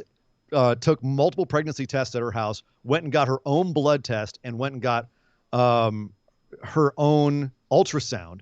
Everything came back negative. She sent all that to the WWE doctors, and by then it was too late, and they had pulled her from the program and pulled her from WrestleMania and taken her picture off of the poster of WrestleMania. There's a lawsuit in there somewhere. Maybe. I'm just saying. If she wasn't such a company woman. And Charlotte said she had no problem with being told that she was pregnant. If she had been pregnant, it would have been fine. She just didn't like how the information was relayed. Shocking. Why would you not like that? HIPAA violations, anyone? And in addition, the doctor never apologized for anything. They're like, yep, you're not pregnant. Okay, fine. And they're like, yeah, I guess you can come back then. Like nothing else was said about it. But they still haven't inserted her back into the program. And the other big kind of drop on this for me was the fact that Andrade said, this is not the only time this has happened to a woman in WWE. This has happened before. Didn't say who, but he says it happened to other talent. Interesting. So that is, if you wanted to have a company reason to punish someone and take them out of a WrestleMania main event and not make it obvious that you were doing it. I'm not saying this is the only way you could do it. I'm just saying it's a way you could do it. That seems rather clandestine. And if they put that amount of effort into their creative, we might not have gotten the show we got last night. Yeah, and I read an article about and this is why it's not a lightning round, guys. It's just because this is stuff we need to rap about this. I got to chew about this, man, because especially after the CM Punk talking about the Z-Packs and stuff and just how horrible the doctors were in WWE, it made me think. And I saw an article talking about the kind of medical staff you get in WWE. Someone who's got their medical degree, but is willing to travel for that long a year and is working for a company that might sometimes need you to bend, have maybe a little bit of moral fluidity to you. And it makes you wonder what kind of people they're getting for those kinds of roles. And I'm not making any shots at any WWE doctors. I'm thinking about the situation and the possibilities is all. So looking at this, it does make me wonder about the medical staff in terms of levels of professionalism and ethics, because this sounds really screwy. In addition, Andrade did say that there are women in WWE that are threatened by Charlotte. He said that there have been issues in the past with some woman feeling threatened by Charlotte. He didn't go into details, but at least not too much. But, I can see how someone like Charlotte, whether it's because of her dad, whether it's because of her position in the company, why, if you're going to be that big person, you're going to have some resentment from lower on the ranks. It's the tale as old as time in WrestleMania. The person at the top of the page is the person everyone's gunning for. That being said, Andrade did point out that she's one of 3 or 4 women in the company that can go 20+ minutes in a match. So he's not wrong about that either. And this is the thing we always say about Charlotte is you can be annoyed she's always at the top of the card. She's also one of the best wrestlers they have in the company, period. One of the best female wrestlers in the world, frankly. Yep. Yeah. Yeah. So and one last thing about Charlotte, he said that they wanted to get married last October in Gomez Palacio in Durango, Mexico, which is where Andrade is from. It didn't work out, but Rick does want to go there for their wedding as well. So they're still trying to work that out, how that's going to happen. He did talk about the Saudi Arabia story. He confirmed pretty much everything, about being trapped in the airport, eating power bars on the floor while WWE keeps apologizing and saying, we don't know what's happening. Eventually having to go back to the hotel. He pretty much confirmed everything. Nothing new that we didn't know, except for the fact that he was stuck there while his mother passed away here in the States. And he actually refused to go to the WWE debriefing session afterwards. He just didn't want to hear about it. So as far as how he was treated in WWE, he says that Paul Heyman and Triple H treated him really well. But that, as far as his booking and everything, he doesn't believe that it was because of the language barrier, because he said, look at Asuka, look at Brock Lesnar. They both have mouthpieces or speak broken English. If you look at Latinos like Garza and Kalisto, they speak English. In fact, they even told Garza to cut his hair because they wanted him to have short hair for his push, and then what push? So he said that he doesn't believe that there is a general anti-Latino sentiment in WWE, but there's definitely some. It's not overwhelming. He didn't let it affect him, but he feels like there is some there. That being said, he was making $3 million a year in his contract that he walked away from. So not nothing. Yeah. He said that he's got no hard feelings towards Vince McMahon. He says it might not have been his time in WWE. He was never a guy to really go knock on Vince's door. He didn't, he wasn't one of those guys that was always aggressive about his push or anything. So ultimately, at the end of the day, he was like, yep, no hard feelings, moving on. It's just business. It is what it is. Some screwy stuff that he brought up, but ultimately I feel like he was very professional towards the company in this interview. So crazy stuff, at least when it comes to that. That pregnancy story about Charlotte is one of those things that I had to sit back in my chair and go, there's more that's going to come out of that. That is something that's there's not some done quiet yet. arbitration we're probably not going to hear about that's going to happen behind the scenes with that. Quite possibly. Charlotte's going to get a payday out of it. Kyle threw in 100 bits, said, and honestly, Charlotte should be inserted into the title program because of the story with the 2 current participants. Seriously, I would take Charlotte being inserted like Charlotte over Team Rocket, Nia, and Shayna repeating Bianca and Sasha. And how the hell do you not apologize for that? Why? That's a great point. Right. How do you not apologize? Because you don't apologize if you're not sorry. I mean, you could certainly insert Charlotte with 2 weeks out saying, hey, Rhea. Remember last year? Have callbacks to the match from last year, and it turns into a triple threat. I called out Asuka first. I had firsties. Yeah. Right, who do whatever. you think you are? You lost last year. Get in line. Just because you're new in town, whatever. They could do this. Have Charlotte disrupt. Have her disrupt the end of the tag match, cost Rhea and Asuka the tag match or whatever. I don't want to see either of them get pinned. Cause a DQ. Yep. Charlotte comes in and is like, I want in. Love it. And you could do it. Even if you do it next week on the Go Home show. And it protects Asuka more. Yep. Totally. So unless she gets pinned at WrestleMania, which she's gonna get pinned at WrestleMania. Let's call a spade a spade. So That was the big news item. Now a bunch of more smaller news items. Now it's gonna be a little bit more like lightning I'll round. play some Bumblebee for you. Go for it. Good. Yes. Thank you. That's just what I need to get my adrenaline flowing. Howl. New Japan has unveiled its new IWGP Heavyweight Championship belt. If you've seen the pictures, you know what we're talking about. There's some people that like it, that like the fact that they're trying to do a synthesis of sorts of the last 4 IWGP title belts, as well as throwing a little bit of the Intercontinental belt in there. Kota Ibushi had little questions about it. He said, I guess they didn't really listen to me when I said I wanted to unify the heavyweight Intercontinental belts, but all right. People are already saying it looks a lot like the Divas belt. They're saying the WWE Divas belt. They're saying it looks a little bit like wings. Cody Rhodes. Yeah, or Cody Rhodes' neck tattoo. Oh, yeah, right. It's hard to unsee it once you see it, but No! I think it'll be fine. It's like the WWE Universal Championship when it first came out. When you first saw it, you were kind of like, eh.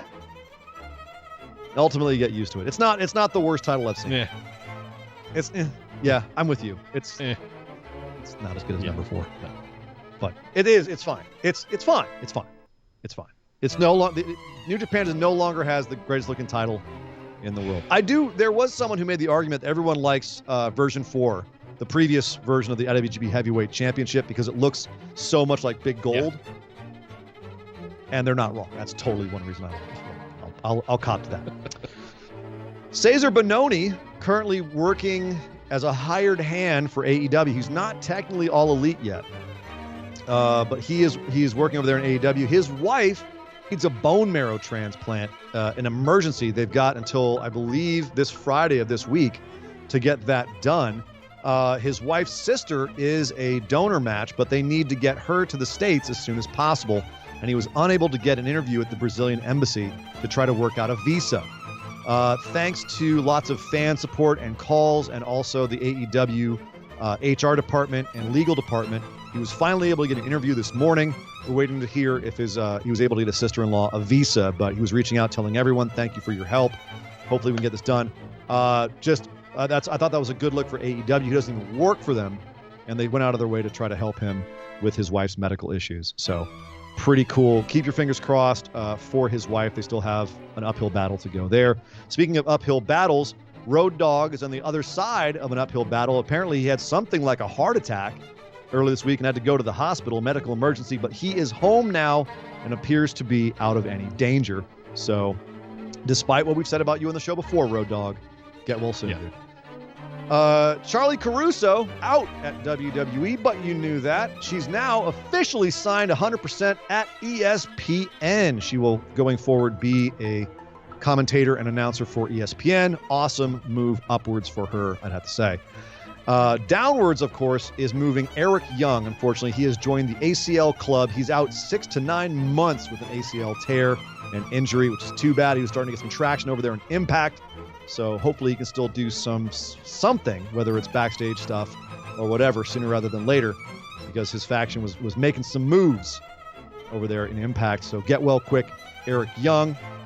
Speaking of making moves, NXT is officially going to Tuesdays after Stand and Deliver on April 13th. Nick, pull up your diapers. It's going to be an interesting time after WrestleMania. We're gonna have to figure some shit out. Yeah, we're gonna have to have a State of the Union on how we're gonna handle this. NXT officially going to Tuesdays. It blinked in the Wednesday Night Wars, if you want to call them that, and it's going to Tuesdays to stand on its own. The scary part is if they don't improve going to Tuesdays. I think they might. I mean, they were doing a lot of on-the-spot booking to try to get the jump on AEW. It obviously just didn't work. They did extend their contract with USA, so ultimately, hopefully, it'll be a good move for them and for all of us who watch wrestling. But they'll not be going to Tuesday with Rachel Ellering. She's just gone to Impact. She's been at some Impact tapings. No word on if she's officially signed with them or not, but she was at the tapings. Apparently, they thought if they can't have the daughter of one horsewoman, they'll get the daughter of the manager of the Road Warriors, and that'll somehow work out. Nice. So you know that a lot of really gnarly pro wrestlers come out of Minnesota, right? Yep, there's some big boys up there. Well, the current NCAA wrestling champ, Gable Stevenson, He wants to go to WWE. He's from Minnesota. He admits that he's had interviews with people like Paul Heyman and Triple H over, and Briscoe as well. Gerald Briscoe also interviewed him. He says he doesn't know where he's going to go yet. He wants to kind of follow in Brock's footsteps. He's looking at the Olympics, football, MMA. But WWE is very intriguing to him as well.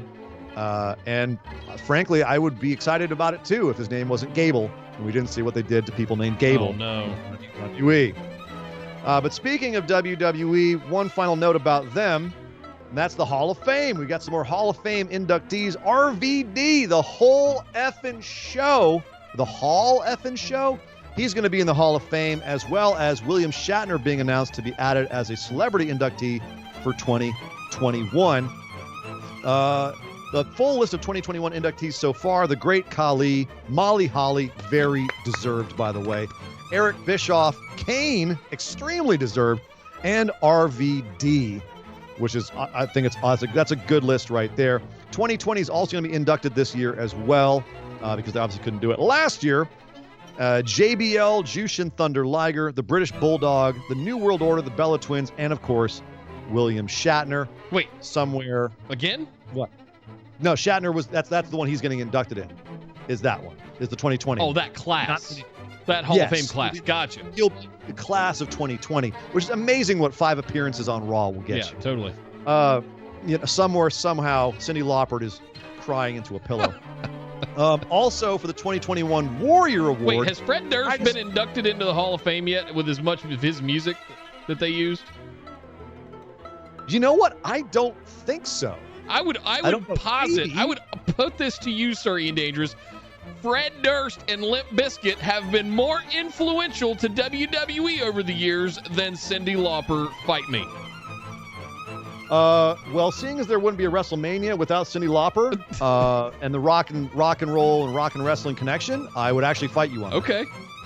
I would say that Fred Durst at best supported them once they were already successful, whereas Cyndi Lauper actually helped them to become that successful. That's a fair point. And had an ineffable effect on the pop culturalization of wrestling at a time when it was at one of its biggest peaks. So there you go. Fine.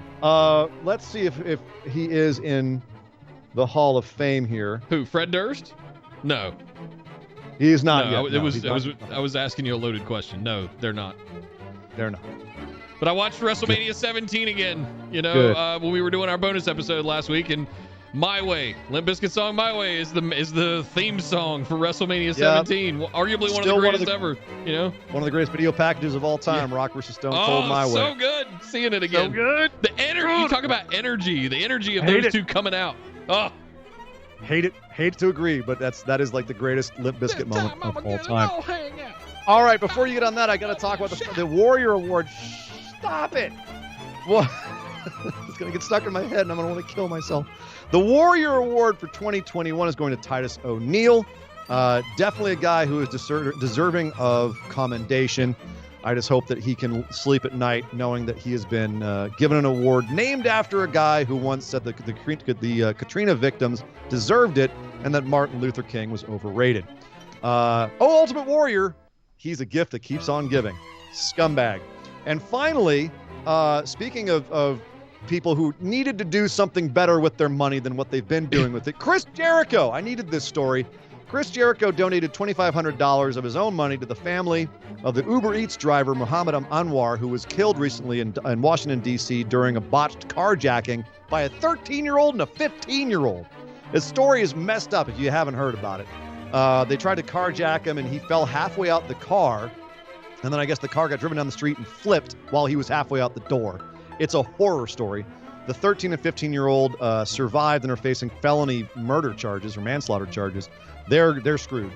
So it's a horrible story. He was the only breadwinner for his family, and so they started a GoFundMe. And they're trying for $100,000. They're up to $80,000, in part thanks to Chris Jericho. So nice to see that. I mean, apparently he read the story, was like horrified by it, and was like, I just wanted to help. So, you know what? I needed a heartwarming Chris Jericho story this week. Damn it, Nick. And there it is. And that is the news. Oh, well, good stuff. Good stuff. And it would be interesting to hear an argument of why Limp Bizkit doesn't deserve to be in the Hall of Fame. They've got arguably their biggest star of all time used as his theme music, And I think they've had 2 or 3. Shut up, Bumblebee. They've had 2 or 3, I believe, theme songs for big pay-per-views. Are you still on Limp Bizkit and why they should be in the Hall of Fame? Yeah, I think they should. We're talking about Shatner getting 5 appearances. We're talking about Cyndi Lauper. I want to be clear. Limp Bizkit deserves to be in the WWE Hall of Fame. Fair. Okay. Fair enough. Fine. Thank you. Now let's stop talking about Kyle threw in 100 bits, said the NXT UK title is now the greatest looking title and is also the most underappreciated show promotion. Oh, the cruel universe irony. He's not wrong. Yeah, you're not wrong. He's not wrong. Well, there we go, guys. There's the news, and there is Monday Night Raw. We're 2 weeks from WrestleMania, less than 2 weeks from WrestleMania at this point. But to close things out tonight, we have to do what we normally like to do, and that is the moment of positivity.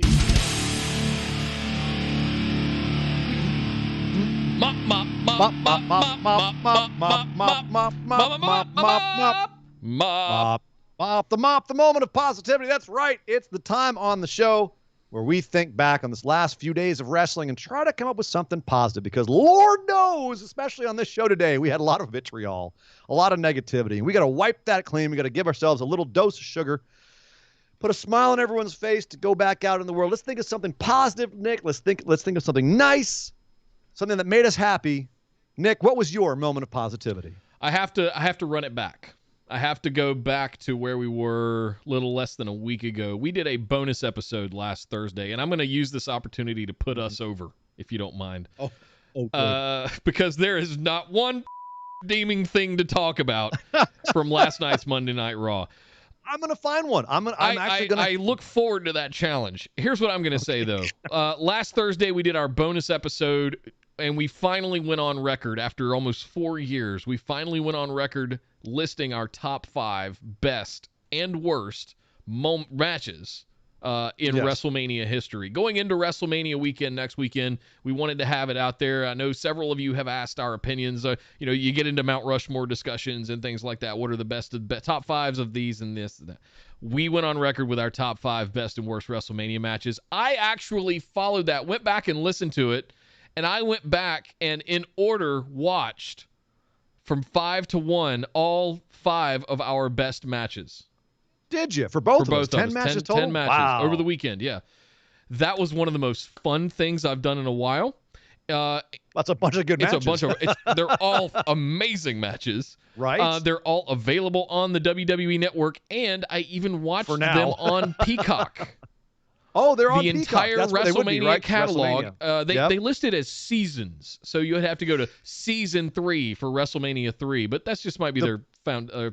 Better to try to catch it on WWE Network now while they have the actual match markers. Yeah. Because Peacock's not going to have those until later in the summer. That's fine. So right now you have to fast forward. It doesn't hurt to fast forward. You're sliding your thumb across your remote or whatever. Anyway, my point is that was the most fun I've had watching wrestling in as long as I can remember. Obviously, because they are very fantastic matches. If you guys would like to hear our complete breakdown of the top 5 best and top 5 worst, head over to patreon.com/BWO. Sign up for that $10 tier. Get a bonus episode every single month, plus everything that the $5 tier gets as well. It's the best way. Some of the most fun stuff we do is on those bonus episodes. Yeah, if you're not in there, you guys are definitely missing out on some of the better content. That every episode is involving a dice roll at this point. It feels like not. I'm just kidding. It's so much fun, but it's you and I don't think have ever really had that discussion about doing the actual listing them out. This is my hard top 5 matches of WrestleMania matches of all time. And I think I'd take a lot of pride in that because I liked all of yours and you liked all of mine, and they all 10 of those matches are absolutely you foundational. stole some of mine, I stole some of yours. But above and beyond that, contentious. But even beyond that, right? It's all 10 of those matches are absolute superstar matches. So if you guys haven't heard it yet, go head over to Patreon, check it out. It is absolutely worth it. Going back through the whole catalog of those and going WrestleMania to WrestleMania was more fun than I expected it to be, frankly. How about you, Sir Dangerous? What was your what dare you harvest out of last night's Monday Night Raw to be fun and positive? Well, unlike you, I'm not going to do a commercial for our show as my moment of positivity. I am actually going to try to find something in wrestling this week that I was positive about. And there are actually some things I could have said, like I was impressed by Bad Bunny's working punch. But the thing I'm going to go for is actually Omos. I was really impressed by Omos and the way he handled himself, the way they showcased him last night. Like between him completely no-selling the entire awful New Day charades and Pictionary bit, to him tossing Kofi Kingston into the dark dimension, to him manhandling Xavier Woods and then grinding his foot on. He was a 10 out of 10 this entire segment and the match. And as someone who I like to see new people being handled well, they have handled Omos very well. Whether it's him as he started off as the big ninja. Yeah. Right. And then he was the bouncer for Raw Underground. That was after. He was the big ninja. Interesting. Yes. Okay. Big ninja was this time last year. Wow. And then he became the bouncer for Shane, and then now he's the heavy for AJ Styles, a role which at first I was scratching my head and I was saying, this is just Vince and the boys in the back having a goof at AJ's expense and putting one of the shorter guys on the roster next to the tallest guy in the building. And it was visually very funny. But now I'm glad to see that they're starting to let him do a little bit more. That the limited amount that we saw him do was very cool. I thought, and that's the thing you want, is to give a tease of something that's coming, and that tease makes you want more. Yeah. Consider my appetite whet. I am down to see more Omos. I liked a lot of the stuff he did last night. That was my moment of positivity. Nice. Well, there we go, guys. Nice, long, thick show for you guys of BWO Live here as we spread our wings across Twitch, YouTube, and Facebook. You guys can have the choice of where you want to watch now. And if you want to listen to the audio episodes, you can do so free on any of those platforms, or you can get the audio version RSS feed added to your podcast app of choice over at patreon.com/BWO. All you got to be in is that $5 tier, which you should be in already so that you can participate in the upcoming BWO Patron Pick'ems Championships that will be happening at WrestleMania. And Ian, we still have to talk and let everybody know of whether we're going to do the long game of all 4 nights of 2 nights of Stand and Deliver and 2 nights of WrestleMania. Yes. I'll say here on the show, I'm for it. Yeah. But what I'm concerned about is the last minute booking they're going to do on SmackDown, because we'll have to lock down picks before we ever get to Wednesday night. And that's the only wrench that gets thrown into that whole thing. Not necessarily. We could do Stand and Deliver, and then picks can come in Friday night after SmackDown. I guess we could separate them, but make it about the cumulative point-wise. Absolutely. Yeah. It totally is doable. It's just a matter of how much you want to, as you say, spread our large, leathery, stinky bat wings across all of WrestleMania week. Right. If we want to do that or not, I'm into. Okay. I think that sounds exciting. It could be something cool and new that we do this year. So if y'all listen to us right now, it's looking like we're all leaning that way. Yep. Give us your opinions. Do you want to see the Patrons Pick'em Challenge go across all 4 days of WWE pay-per-view programming on WrestleMania week? Because if so, we'll do it. I think we're going to do it. We'll do it. Unless I can think of a reason over the next 2 days to figure out why not. Unless someone pays us not to, we're going to do it. Well, that's because basically you're all paying us to do it. Well, listen, we can't be bought. Maybe you can't. After this last year, I can absolutely be bought. Just throwing that out there right now. Guys, don't go anywhere. We still have to do our favorite thing every single week, our AME show, the Patreon Mailbag. So we are going to take a quick 10-minute break after the outro here. We'll be right back. We're going to leave the stream up, let the music play. You guys take a quick bio, grab a drink, and we'll be back to answer some questions from our patrons right here on BWO Live. But until then, my name is Nick Howell. You can find me on Twitter at DataCenterDude. And I am Sir Ian Dangerous. You can find me on Twitter at Sir Ian Dangerous. But my God! Would somebody stop the damn match? This show is part of the Orbital Jigsaw Network. For more episodes, subscribe to us on iTunes, Google Play, or Stitcher Radio. For details and show notes from each episode, check us out, OrbitalJigsaw.com.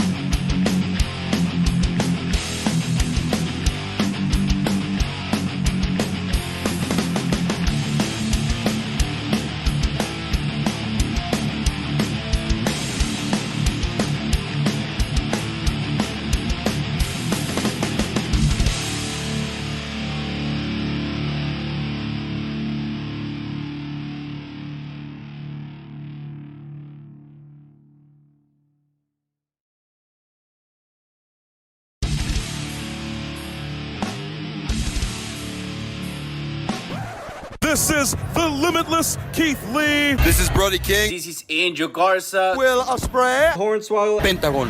Junior. The villain, Marty Skell. The Mexican Rey Fenix. King Ricochet. Concrete Rose, Sunny Kiss. And I'm here to ask you to stop what you're doing. Take just one moment and bask in the glory of the busted wide open. Busted wide open. Busted wide open. Busted wide open. Busted wide open. Busted wide open. Boston wide open. Busted wide open podcast.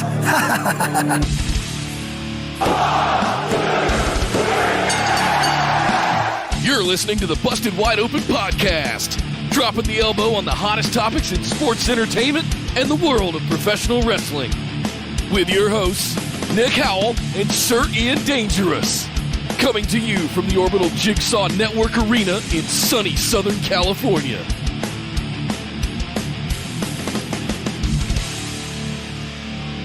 Welcome everybody to BWO Live, coming to you from Twitch and YouTube and Facebook. Now, yes, we are syndicated across all platforms that we are on. Thank you guys for tuning in wherever you may be. This is the Patron Mailbag number 75. My name is Nick Howell.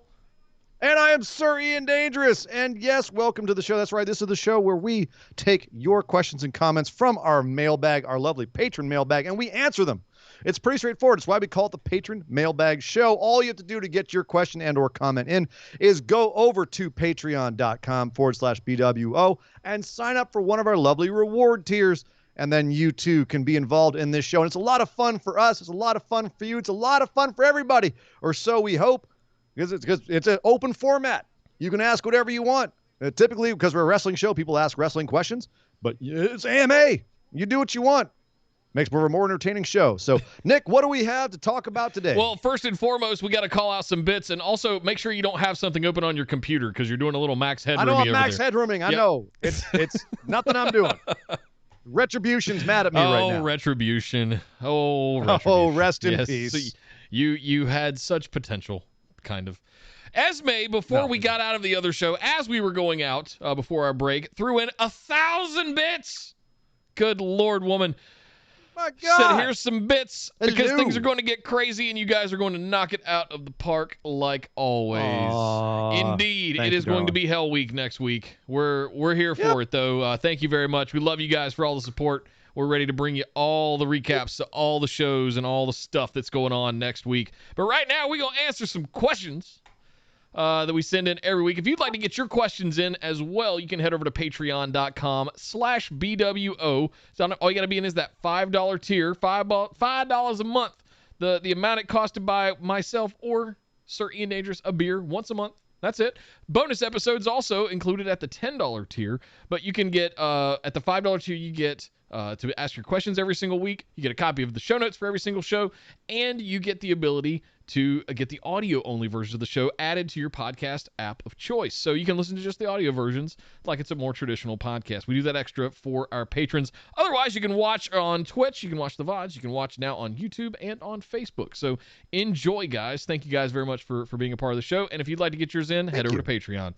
Linktree.com/BWO for all the other socials and all the likes and shares and follows and things. Let everybody know that we got a big week planned next week and where they can find us. We really appreciate you guys spreading the word of BWO here. Thank you. We got a lot of questions to get through today, Ian, so we gotta plow. Yes. Let's go.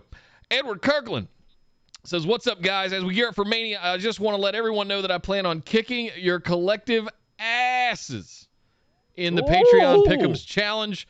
Okay, with that out of the way, my question is this. Is there a storyline in wrestling history that became more interesting to you once the fourth wall was broken? I ask because as a fan of the 80s WWF, I never thought about how Jesse Ventura used to sit in the booth with Gorilla Monsoon and bash Joey Morella until I realized that he was actually Gorilla's son. Once I knew that, going back and watching them call matches was hilarious. What say you?" So, Ian, what do you have any fourth wall things that became more interesting to you once it was broken? I don't know if that's a fourth wall thing. That's just having more knowledge of the business and then understanding in jokes. That's more in jokes than it is fourth wall, at least in that example there. Inside baseball kind of stuff. And I mean, the inside baseball stuff is always fun. That's why people, since the dawn of time, have wanted to, or the dawn of wrestling, have wanted to get the skivvy on the backstage, the dirt sheets. You want, yeah, spill the tea. You want to know what's going on. Yeah, you want to know what's going on backstage. Are Owen and Brett really mad at each other, or whatever it is? Are British Bulldog and Brett really related? That kind of thing. Like, knowing the actual relationships of people, what's really going on, how people really feel about people. Was that a work or a shoot? Like that kind of stuff. People always want to know. It was one of the reasons our show exists, is to kind of try to figure out, like, hey, was Randy really mad at John Cena at that one time? One that, like, so this is I don't know if this is on topic or not, but the Charles Robinson Little Nate connection. Was Charles Robinson, I mean, because I know that originally his gimmick was that he was Little Nate, and it just kind of stuck. He kind of like kept with the gimmick and kept bleaching his hair. I don't want to cut you off, but we're getting raided by Steven Larson right now. Oh my God! Of course they raid me when I'm max headrooming. What's up, friendos? Hello, everybody. Welcome to the channel. Welcome to the stream. Thank you guys for stopping by. Shout out to hat tip to Steven Larson. Thank you very much for the raid. Welcome to the channel. Slow late hat tip as my stream screws up. You jumped in right at the beginning of us doing our AMA show, our weekly Patron mailbag that we do. It's good time. Stick around. I promise you'll enjoy it. We just got done recapping Raw in the previous segment, so not as fun as this will be, I promise. Yes. But equally a good time. So you were talking about Charles Johnson, Little Nate. What's going on there? Charles Robinson, yeah. I'm going to say Charles Robinson, like, just off the top of my head, is something where we just kept calling him Little Nate because he never changed his gimmick. He became a ref and just stuck with it. He was originally using a gimmick where he was a little Ric Flair, and then he was like, I guess this is my life now, even if I'm going to be a referee. So I don't know. That's one that always, every time he comes out, I always just kind of woo and say Little Nate. What about you, Nick? What's hopefully my camera resets at some point, but what say you? I'm not really sure. The ones that I think about are the thing, like, you guys know my affinity for the Triple H and Stephanie thing. Like, I didn't know that they were actually going to get married, that they were actually a couple in the moment when that was happening. So I thought it was just DX being DX and Triple H being a huge dick when he was interfering with the marriage of Stephanie and Test. And it was one of those things that I find out on the back end that, they actually were, and they were just worked that into a storyline. And I look back on it favorably because, most people think it's stupid and silly, but I look back on it because they actually got me. I got worked. And from a fourth wall standpoint, it was, they're actually a real couple. Oh, I didn't know that. Oh. So that's probably mine for me. Triple H and Stephanie? I think I found it less interesting, to Edward's point. He said which became more interesting. It became less interesting to me. Well, once you understood the inside baseball of what Triple H did to China to get with Stephanie, it became a little bit, I don't know, that's not quite as entertaining. That's just kind of horrifying. But now with 20 plus years removed, we can look back and be like, oh, Triple H, you naughty, naughty boy. Good Lord. Yeah. There you go. There you go, Edward. Thank you very much. And shout out to everybody for the follows. Thank you, friendos. Welcome to the channel. Stick around. We're on Twitch full time now, but we are just tonight, literally, started syndicating everything across YouTube and Facebook. So we missed you guys too. Thanks for dropping by. Next up, Mr. Sean Clark, the mop man himself. Always leaves the good messages here at the top of the show. Says, hello, gentlemen and phenomenal ones. I hope this message finds you healthy and doing well. Just that regular reminder to you all that you're loved, that you matter, and your capabilities are only capped by your thoughts. So don't limit yourself. Believe in yourself and all that you can do. I believe in you. Now you believe in you. Oh, thank you, Sean. The mop man, well said, Mr. Man. Positivity himself, always delivers. Delivers. Yes, he does. So he says, I think you guys are off on Christian. He wore the Outwork Everyone shirt. He can't just jump into a title program without some work, or he's a hypocrite. Holding the title is just a planted seed for when that feud does boil over in the future. I stopped watching wrestling for any part of Christian's singles run, so do either of you have matches to recommend there? Finishes off, much love as always. Although, side note, there will be no love in the lack of mercy I show any of you in the WrestleMania Pick'ems Challenge. You've been warned. Oh. Evil Damian Priest laugh. Yes, there you go. Thank you, Sean. That's terrifying. Okay. What Christian matches do we have to? There's a couple of TNA matches that I remember going back and watching, but I mean, obviously the Edge and Christians matches with the Dudleys and the Hardys, TLC matches that they would have. He's saying singles matches. Yeah. Not with Edge. Randy Orton, 2011. That's the one I was thinking of. Yeah. That's one of the best ones, I think. Jared said anything with Christian and Orton. Absolutely. Yeah, anything with Christian Orton. 2011, I recall being a really good year for Christian. That's where I would start. And then, Christian Cage and TNA. Actually, he's facing Kazarian this week. He and Kazarian had a good match or two in TNA, as I recall. So that would definitely be a place to start. But as far as us being off on Christian, I don't know if we're as off as my voice is with my video right now. Because the thing that we're saying is not necessarily that he's a hypocrite for wearing the shirt because he's not going for a title. It's that he's wearing the shirt and going for a title, and then he hasn't done anything since he showed up. Yeah. And that's not his fault. He should have been doing something constantly since he got there if he's going to wear that shirt. And, I know that he's wearing it as kind of a general... How should you put this? He's wearing it as like a general philosophy for himself. Like if you give him the chance, he will outwork everyone. Yeah. Unfortunately, over time, there was a backlash to him showing up, which was bizarre to me. I thought everyone would be excited that he would be there. I thought everyone would be happy for him that he was there. But unfortunately, he's, I think, one of the first major signings where he showed up and everyone just kind of went, meh. And then it also turned out there doesn't really feel like there's a place for him there yet. Big Show, at least Paul White now, at least it feels like, okay, he's going to go do commentary. He's talking about teaching people. Christian shows up, immediately starts challenging Kenny Omega, is wearing a shirt saying he's going to outwork everybody, and then disappears for, like, he gets preempted by Kenny Omega in a segment, and then doesn't show up for a week or two, and then shows up in a backstage segment where he kind of lackadaisically gets into a match with Kazarian. All of that's not meshing. So I'm not saying that he just needs to jump into a title program and boom, it's going to prove the shirt right. I'm saying there's a lot of factors here that are actually counterproductive to Christian's perception in AEW. Yep. And they're not all his fault. Actually, very few are his fault. It actually absolutely has to do with how they're presenting him in AEW right now. I think we need to take a moment and fix your audio stuff. Sure. I'll dip out and come right back, and then hopefully you can answer this question while you're figuring out how to get me back on. Let me see if I can jump over here real quick. Oh yeah, let's come over here. Go ahead and drop Ian. I'll entertain the crowd while you're.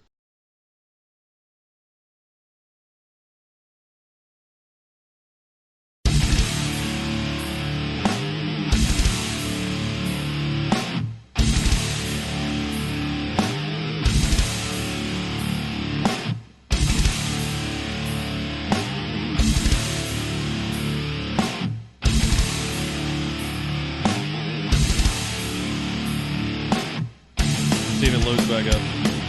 There we go.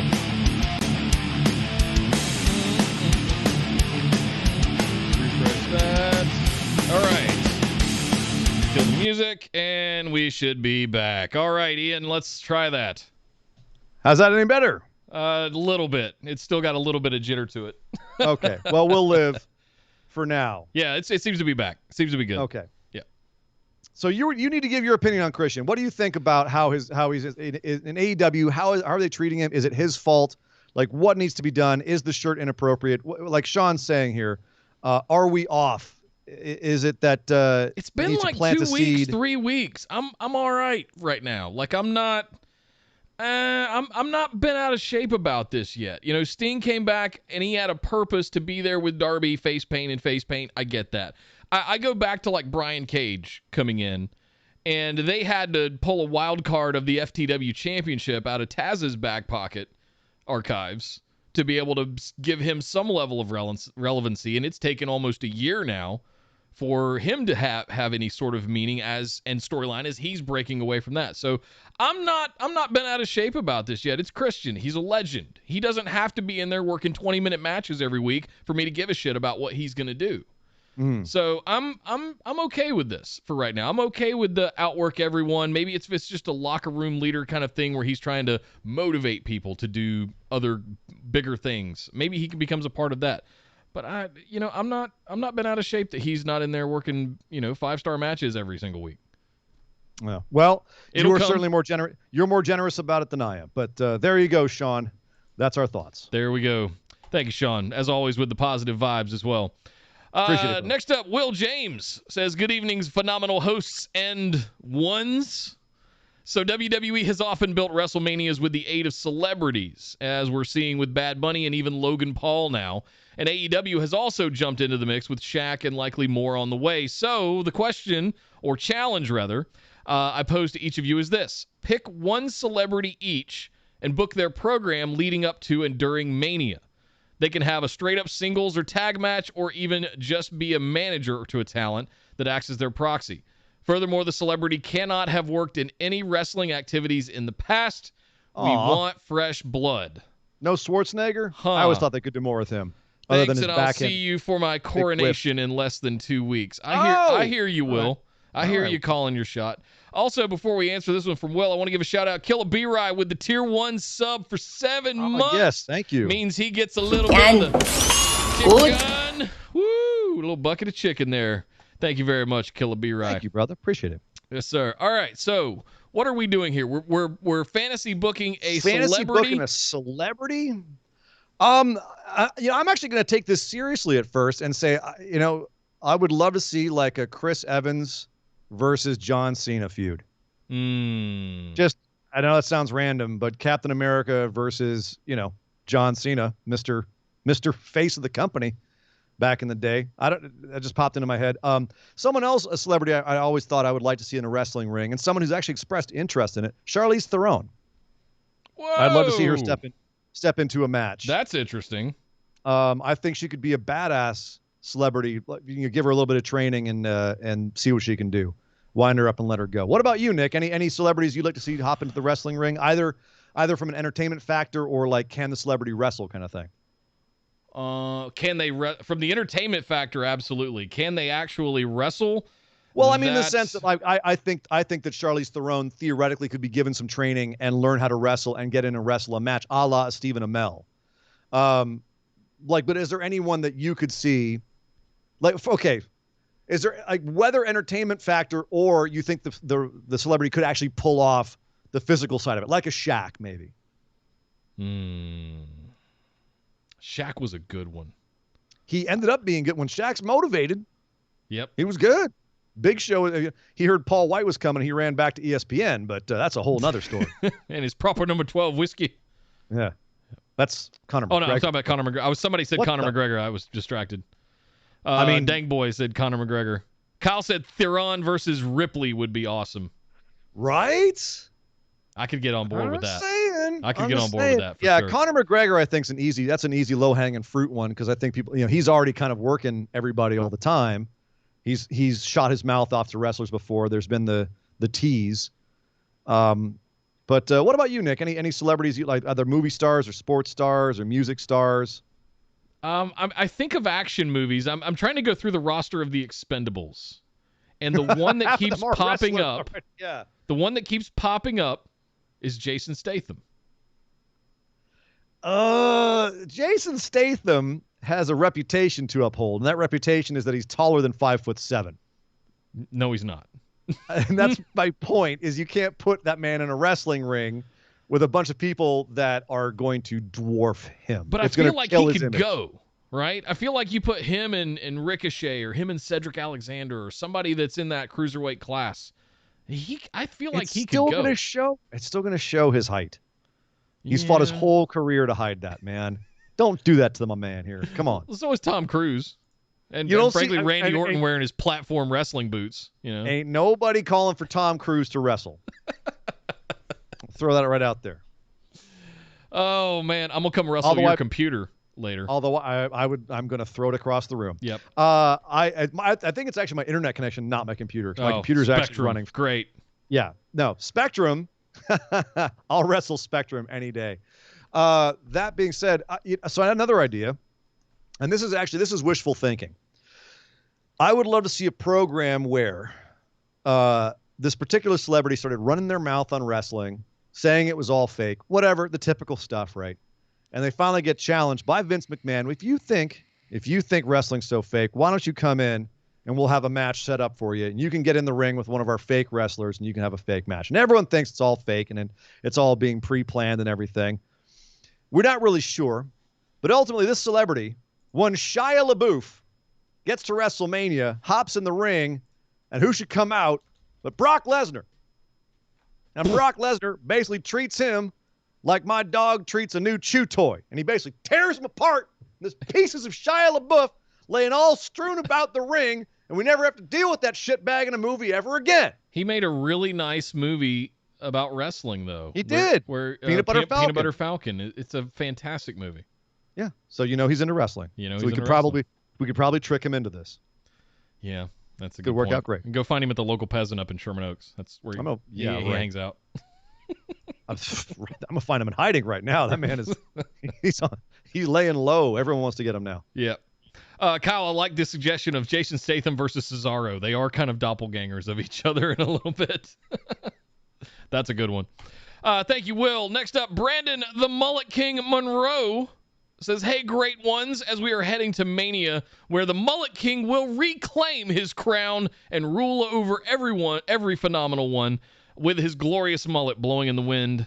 My question is, Nick, choose 5 wrestlers that had the best heel looks, but with a babyface personality. Ian, choose 5 wrestlers that had the best babyface looks, but with a heel personality. Thank you, goodbye, and good night, bang. Why did you get the easy one on this? I think they're both easy. Oh? I'm kidding. All right, I'm taking mine. I'm keeping mine. Son of a bitch. All right, you go with yours. I'm gonna sit over here and brainstorm because that's tough. All right, go ahead. The obvious one, Stone Cold, Steve Austin. Absolutely perfect. It just how do you describe it any better until we got to that dreadful heel turn at the end of the WrestleMania I'm so fond of.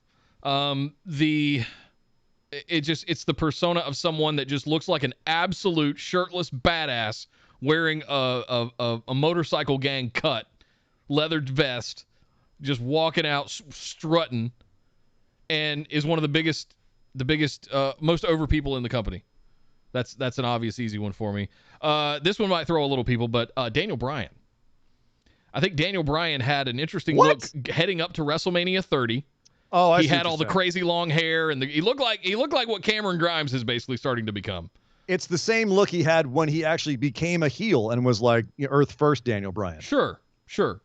Have mad respect for Daniel Bryan, but I think that was a good play on someone that had the heel looks, but was a babyface personality. If you go back to like Team Hell No, where he was short-haired and short beard and all that kind of stuff, that looked more like good old Bryan Danielson that we all remember from the 2000s. Who was a heel. Yeah, right. It was a scary guy. Right. Drew McIntyre. If we remember, he was the Scottish psychopath, and he had his wet hair dripping down in front of his face. He's another one that I kind of look at and go, you're scary. And if they needed any more cementing of that, it was him in nothing but wrestling trunks and boots in the Highlands, lifting Atlas stones and screaming in the wind, in the 100-mile-an-hour winds. Just a terrifying individual, but he's one of the nicest dudes. We got to meet him in NXT. I got my picture with Drew McIntyre. Wonderful babyface personality. Looks like an absolute monster. And then these last 2 are my big ones. Sergeant Slaughter. Sergeant Slaughter feud with the Iron Sheik in the 80s. You would look at him and you would go, he's a drill sergeant. That's scary, right? You would think of that as, he's a military kind of figure, right? But he's booked as a babyface against Sheik for that run. And last and certainly not least, Undertaker. Undertaker has been I don't know if he's tweener status technically, but I guess he is. But there's a while there where he looked like a heel badass in multiple different looks, but he was booked as a babyface in the match and in the story. So there's my 5. And there's plenty more. Like there's 20 of these I could have picked. Oh yeah, I mean, I had when you read it off, I immediately was like brrr in my head of all the ones on your side, and I'm sitting here struggling with my side. You actually gave me a good one though. Drew McIntyre, I think, babyface look a mile wide, and then they booked him as a heel when he first came to main roster, and I couldn't believe that because I'm like, what are you doing? Yeah. This guy screams babyface. But Sami Zayn's the same way, where he had to change his entire look. Now he looks more like a scummy heel. Yeah. But he was like the ultimate babyface for the longest time. Adrian Neville was the same thing. In NXT, he looked like a babyface. He had to change his whole look to become the Bastard Pack. The Rock, they came out looking like a babyface. He was a babyface. They had to try so hard to make him a heel. It was actually easy to make him heel at first because everyone hated him. Die Rocky died because no one liked his babyface stuff. So all he did was just act more like a dick. But I mean, look, he was a natural babyface. Look at his looks and everything. And he was so good at being a heel, he became a babyface again. They couldn't keep him heel. Test, I think, was a guy who had babyface looks with a heel personality. That's an interesting one. Tessa Blanchard. I think they try to make her a face, but she's just a heel to me, through and through. She's like, her attitude, everything screams heel. Another interesting one, if you just throw him on a page, and this is, I think, young version of him, not now, but young version of this guy, Randy Orton. Young Randy Orton, I think, could have been a babyface if just his personality wasn't so goddamn heelish. Yep. He starts talking and you go, oh, you're a heel. What a dick. We were talking about Christian earlier. I think Christian, Edge, both of those guys look like faces. Yeah. Great heels. Yeah. Great heels. Look like faces. And finally, I don't know if I'm at 5 or not. I'm just running off the top of my head. Finally, this might be controversial. Buff Bagwell. Good looking dude. Great physique. Total heel personality. Yeah, I'll throw one more in there. Junkyard Dog. On my side. Oh, heel looks, babyface personality. Yeah. Okay. Absolutely. Yeah, I can see that. Yeah. Yeah. Yep. And there you go. There's a whole bunch of them, Brandon. Yep. I mean, there's so many. Thank you very much, Brandon. We got to get cooking though, because we got a lot more to get through here. Thank you guys for all the questions tonight. It was fantastic. Yardy, I'm going to attempt. We have so many friendos here, and I'm going to embarrass myself as you always with Yardy. Goede van Dames en Heren. I'm getting better, I think. Are you? I don't know. I honestly don't know. Yardy, you have to let me know. I hope everybody's having a great day. With Tony Khan buying music rights for Jungle Boy and for Orange Cassidy, which song would you like to see him buy the rights for which wrestler? As always, thank you for being amazing. I didn't know about this. What's this about? Yeah, now we've got a couple new, like Orange Cassidy now has new music as well. I've got to say this right now. Rain in Blood, Slayer, Jon Moxley. I would go War Ensemble. That's probably better for his entrance, but yeah. I like the idea of the lights coming down and dun dun dun, the thunder crashing and everything, dun dun dun. And then as the spotlight comes up in the audience, and they find him in the audience wherever he's coming in, and then he starts marching down to the ring. The drums start going. That's yeah, that's good. That's good stuff. Let's see. Which song would you like for him to buy the? Did I say you said Raining Blood? I said War Ensemble for him. Let's see. Who doesn't have a good song right now? Who needs a good song? Oh, I'm stumped. Oh, Darby Allin. I kind of like Darby Allin's songs. I like his music. It's okay. It's okay. I feel like they could do be better. Yeah, it could be better. Something by My Chemical Romance. Every time I see him, I think emo. By The Used. No, I'm gonna go more pop punk stuff like Sum 41 or Good Charlotte. You know, that kind of stuff. That's what I think of. Oh, you were laughing at me. Yeah, I don't go straight to My Chemical Romance. I don't want to go drink coffee and smoke cigarettes when I see Come Darby on, man. Allin. You have him go, I'm not okay. I'm not okay. Is he coming out? That's perfect. Yeah, that is good. Come on. The sheriff says he wants somebody to come out to Baby Metal, and I couldn't agree more. Give it to Maki Ito. Yes. Maki Ito. The opening of Karate, that bendy guitar riff. Yeah. Oh, that would be perfect. You know what? Maki Ito does her own entrance. Give it to Hikaru Shida. She'd be way more over. Oh, God.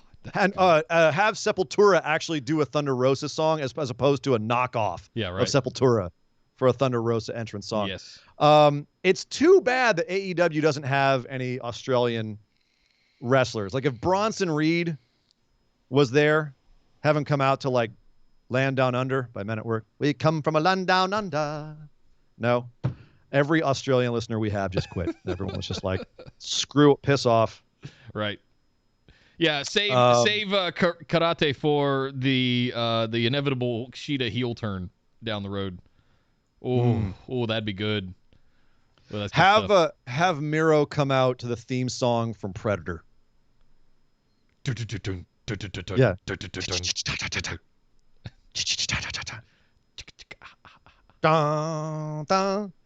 Dude, can you imagine? I mean, I already, every time we do Miro, I always think of Arnold Schwarzenegger. Damn it, Kip Sabian, find me a way out of this hole. Tony Khan, I thought I could trust you.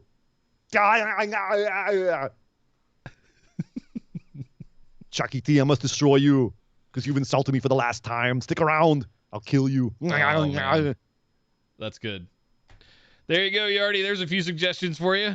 Next up, Martin, also from across the pond, Mr. Martin Welch says, hello, pod gents. I hope you and the rest of the Phenomenal Ones are all amazeballs and well.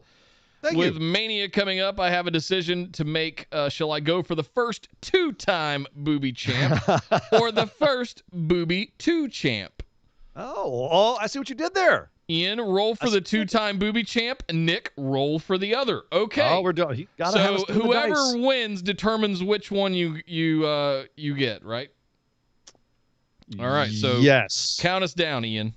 All right. 3, as you can tell, go by my sound, not by my lips. Yeah, 3. My arm's not wiggling. 2, 1. I'm an 18. Oh, that was close. I got a 16. What'd you get? Oh, I'm sorry, brother. You're going for the two-time booby champ. Yep. Sorry man. Nick tried. It was close. That's okay. That means you get 2 booby champ prizes. There you go. Yes. Kind of cool too.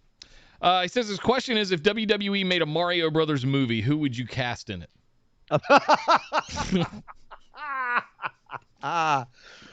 Oh man. So who plays Mario? Who plays Luigi? Who plays Waluigi? No, don't get crazy. Mario, Luigi, Princess Toad, Yoshi, Bowser. Let's go with that. Okay. Main cast. Yoshi is very much Luchasaurus. Oh, it's WWE though. It's WWE, dude. God. That was a good answer though. Brock Lesnar's got to be Bowser. I'm just going to throw that out there right now. Sure. That's an easy one. That's low-hanging fruit, but I'm taking it. Princess, either Candice LeRae, Lacey Evans. I like Mandy Rose too. I'm not mad at Mandy Rose being princess. I'm not mad at that. I never imagined Princess being so yoked. You know what that means? There's only one solution for Mario, and that is Otis Dozovich. Oh, shut up. In the bag. That's pretty. I was gonna say Kevin Owens for him, but Otis is that's pretty goddamn good. Yeah. Oh man. All right. So then, who do we have for Luigi and Toad? Luigi and Toad. Toad, I gotta go Drake Maverick again. Low hanging fruit. That's just shameful and bad. That is pretty It's bad. just a bad short joke. I know, but that's kind of what his career is. Oh, jeez. Yeah, I probably don't want to have Toad pissing his pants in the movie. Let's see. Oh, God. Who else would be good? What? Who else would be good as Toad? AJ Styles. AJ Styles is Toad. No? No. No?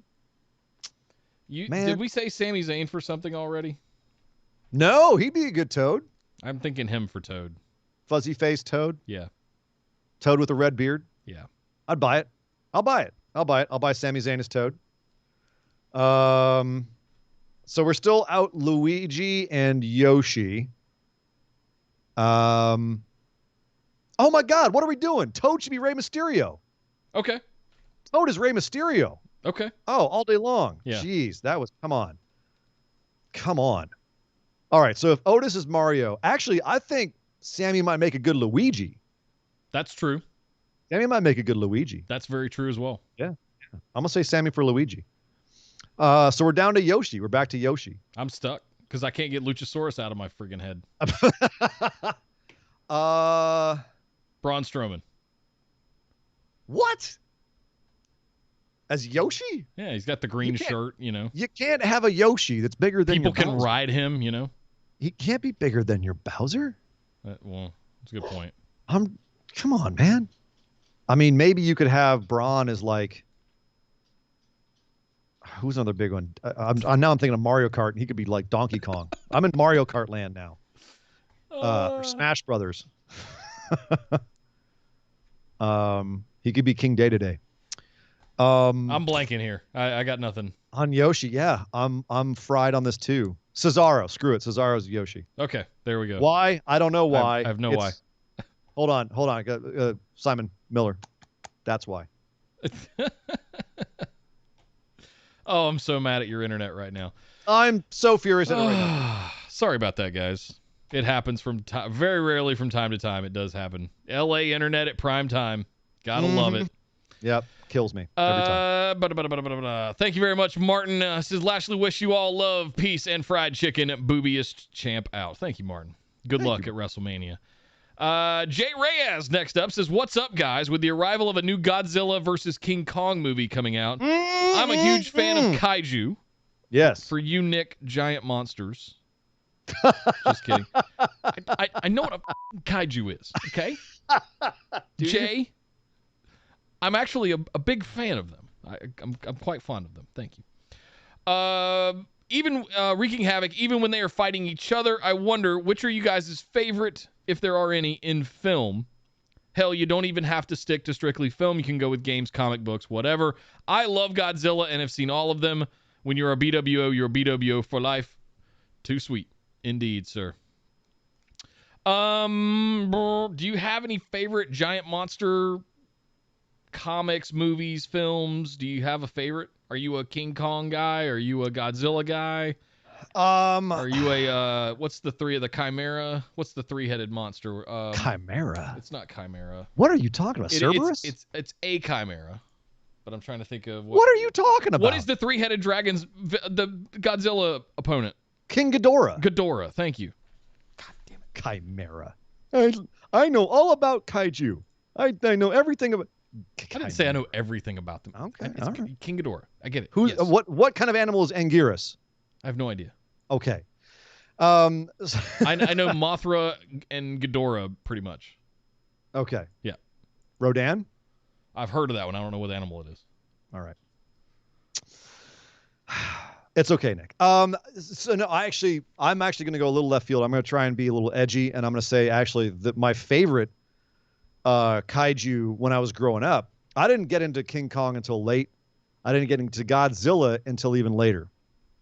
But growing up, my favorite kaiju, and it is a kaiju, fight me. The Kraken from the original Clash of the Titans. Oh, that's a good one. It's a kaiju. So, yeah, there you go. But what about you, Nick? Who's your favorite kaiju? And then who wins, King Kong or Godzilla, in a fight in your world? I think Godzilla wins. practically speaking, I'm sorry. There's no way King Kong beats Godzilla. No, he Like- can shoot a freaking laser beam out of his mouth. I've got a nuclear blast. I love King Kong. He can do an EMP as well, can he? Yeah. He explodes. He literally explodes. In nuclear radiation, King Kong is a monkey. Right. And the last time I He's got checked, big teeth. It's got teeth, like it can jump. King Kong is a monkey. Look, I know at the end of the day, I'm always going to default back to the Stan Lee theory. Who wins in a fight? Whoever the writer wants to win. That's who wins. I know that, Stan Lee. Thank you. But King Kong can climb buildings. Godzilla can knock down a building that King Kong is on. Okay? I'm sorry. Godzilla kills King Kong in every single scenario that I can run simply because all Godzilla has to do is irradiate, and King Kong's got ball cancer and he's going to die and not foster any children. Like, come on now. I watched Chernobyl. I'm actually like a nerd for nuclear explosions and science and all that stuff. And I'm telling you right now, Godzilla would, even if King Kong beat Godzilla down and drove him away, King Kong's dead in days from all of the nuclear radiation that he'd be taking, destroying his DNA throughout the fight. That guy's gonna have his skin slough off, and he's gonna just be like a rotting corpse lying in a bed somewhere, because that's what radiation does to you at those kind of close levels.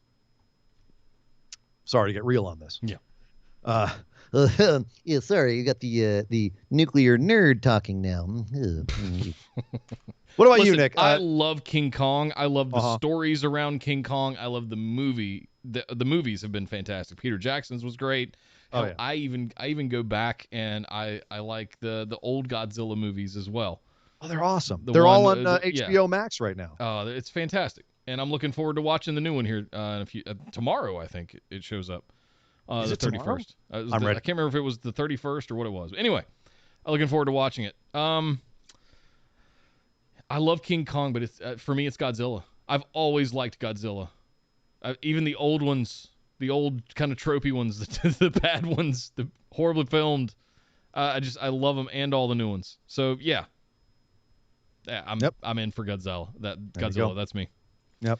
I'm rooting for Godzilla too. Yep. There we go, Jay. Next up, Brian Average says, greetings and salutations to our esteemed patriarchs of the pod as I sit here enjoying a can of Revolution Brewing's Straight Jacket Barley Wine. I wish I had more than this one single can. I had this question come to mind. I imagine if you had more than that one can, you'd be really, really drunk. That shit is not. That shit is strong. Indeed. Vince decides to create a weekly show dedicated to women wrestlers. What a novel idea. He also decides to condense the women from Raw, SmackDown, NXT, and NXT UK. The Raw and SmackDown titles are unified into one world title. Brian, you've been living in my head, and I love you for it. Hey. The Raw and SmackDown titles are unified into one women's world title, while the NXT women's titles are unified into the women's intercontinental title. You're tasked into creating a 4-horsewomen heel stable. The only rule is you can't use Sasha, Bayley, Becky, or Charlotte. Also, try not to use Ronda and MMA horsewomen, with the exception of Shayna, since she is actively wrestling where the other 3 aren't. Also, to make it more like the original Horsemen, you get to choose someone past or present that can be that J.J. Dillon role. And I guess run around and hit people with his shoe. Take off her high heel shoe. It's a high heel shoe now. Yeah. That's sexist. Sorry. Yeah. Personally, I would choose Kaylee Ray for possibly the Ric Flair role and go from there. Who would you guys choose for this new variation on the Horsewomen? I'd choose Kaylee Ray for the Tully role. I don't know about the Flair role. For the Flair role is tough, and to not pick Charlotte. No, I can't do one of the 4 horsewomen. All right. Ooh, who's got that Flairness? Who's not Charlotte Flair? I mean, does it have to? I guess it doesn't have to be apples for apples, but the charismatic leader of the team, the charismatic leader of the 4 horsewomen, the new 4 horsewomen. And Nick, don't say Nia Jax. I know you're thinking it, but we're not. You're not out gonna, of your damn mind. Let's see. And this is WWE only? No, it's across. Yeah, look. So Raw, SmackDown, NXT, and NXT UK. Yes. Okay. I am leaning very heavily towards reuniting Rhea and Tony. But I would also like to see, I think the other two I want to put in there is Raquel and Dakota. And I think Dakota Kai could be one of that the front person of that or Tony. Tony is probably a better promo and more got a little bit more flash to her. Okay, so hold on a second, because I'm going to say you got Ole Anderson, Tully Blanchard, Arn Anderson, Ric Flair. We're going old school horsemen here, and I'm just saying like we don't necessarily have to go apples for apples, but the way I look at that, flashy, charismatic leader, brain busting tag team, like just badass, not tall, not good looking, but just take no shit, technical wizard tag team, and then kind of evil secondary singles guy with Tully Blanchard, and you can mix and match even with the tag team aspect of it if you have Arn teaming with Tully or whatever. True. I'm looking at that. I'm going to take Ole and Arn and substitute them right now with just the landscape of WWE right now. I'm gonna take Shotzi and Ember because they have a similar chemistry in terms of they can both go as singles wrestlers. They both have a good bunch of moves. They both can hit pretty hard and be pretty snug. If I was looking at like Dakota or something like that, I'd put her more in Tully Blanchard role, someone who's a technical wizard, but also known for her mental games. I might have Candice LeRae as the J.J. Dillon on the outside running interference. That's good. And then, I like Rhea Ripley as a Flair. Yeah. Or you could really go crazy and make Asuka the Ric Flair role, and have Asuka be the head of the faction. And I'm thinking back on it now. I really only pulled talent from NXT. That's the scary part of how much female talent they have at WWE. Is in NXT. Well, it's also the NXT talent is showcased more. Right. And I'm looking at this going, there are so many characters that you could make out of the women's roster and main roster as well. Like we're spoiled for choice here. This is more difficult given even with all of the horsewomen eliminated. We're still kind of spoiled for choice across the remaining roster and NXT. And we didn't even touch, like we said, NXT UK, man. We didn't use Kaylee Ray. We didn't use Piper Niven. Like they've got some Ginny. There's some talent over there we could have looked at. Yeah. But I think that the superlative talent right now is in NXT, and you could create a whole stable just from NXT talent. But yeah. Asuka could be. I'm looking at some people are talking about Asuka in the chat, and I'm just thinking about what if Asuka's the J.J. Dillon just dancing around all the time and hitting people with her shoe.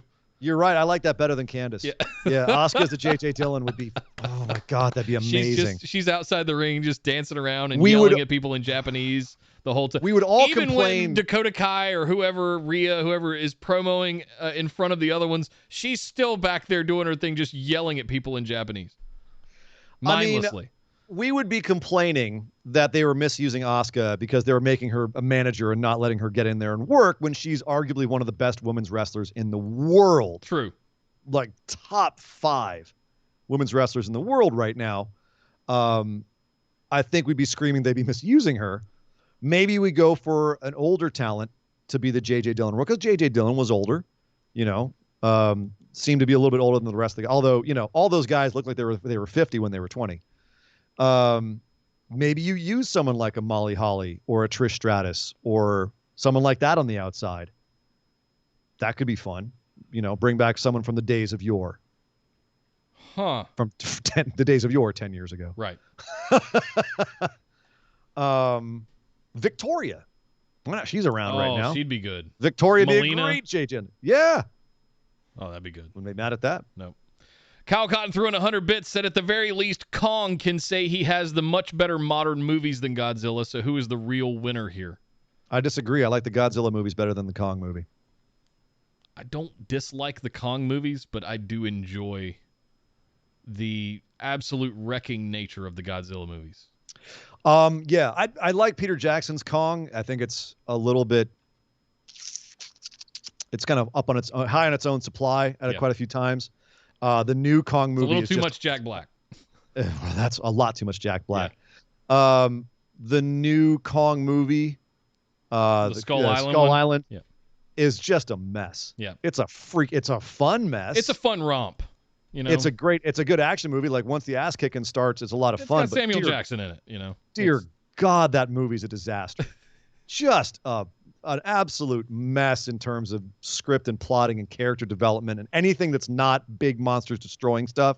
It's terrible. Yeah, I'm sorry. It's really terrible. Where do you rank the Cloverfield movies in this? If we had to throw a third cog in here. The first Cloverfield movie is brilliant. It is. Yeah. I stand by. It's still, I think, one of the best found footage movies ever made. Yeah.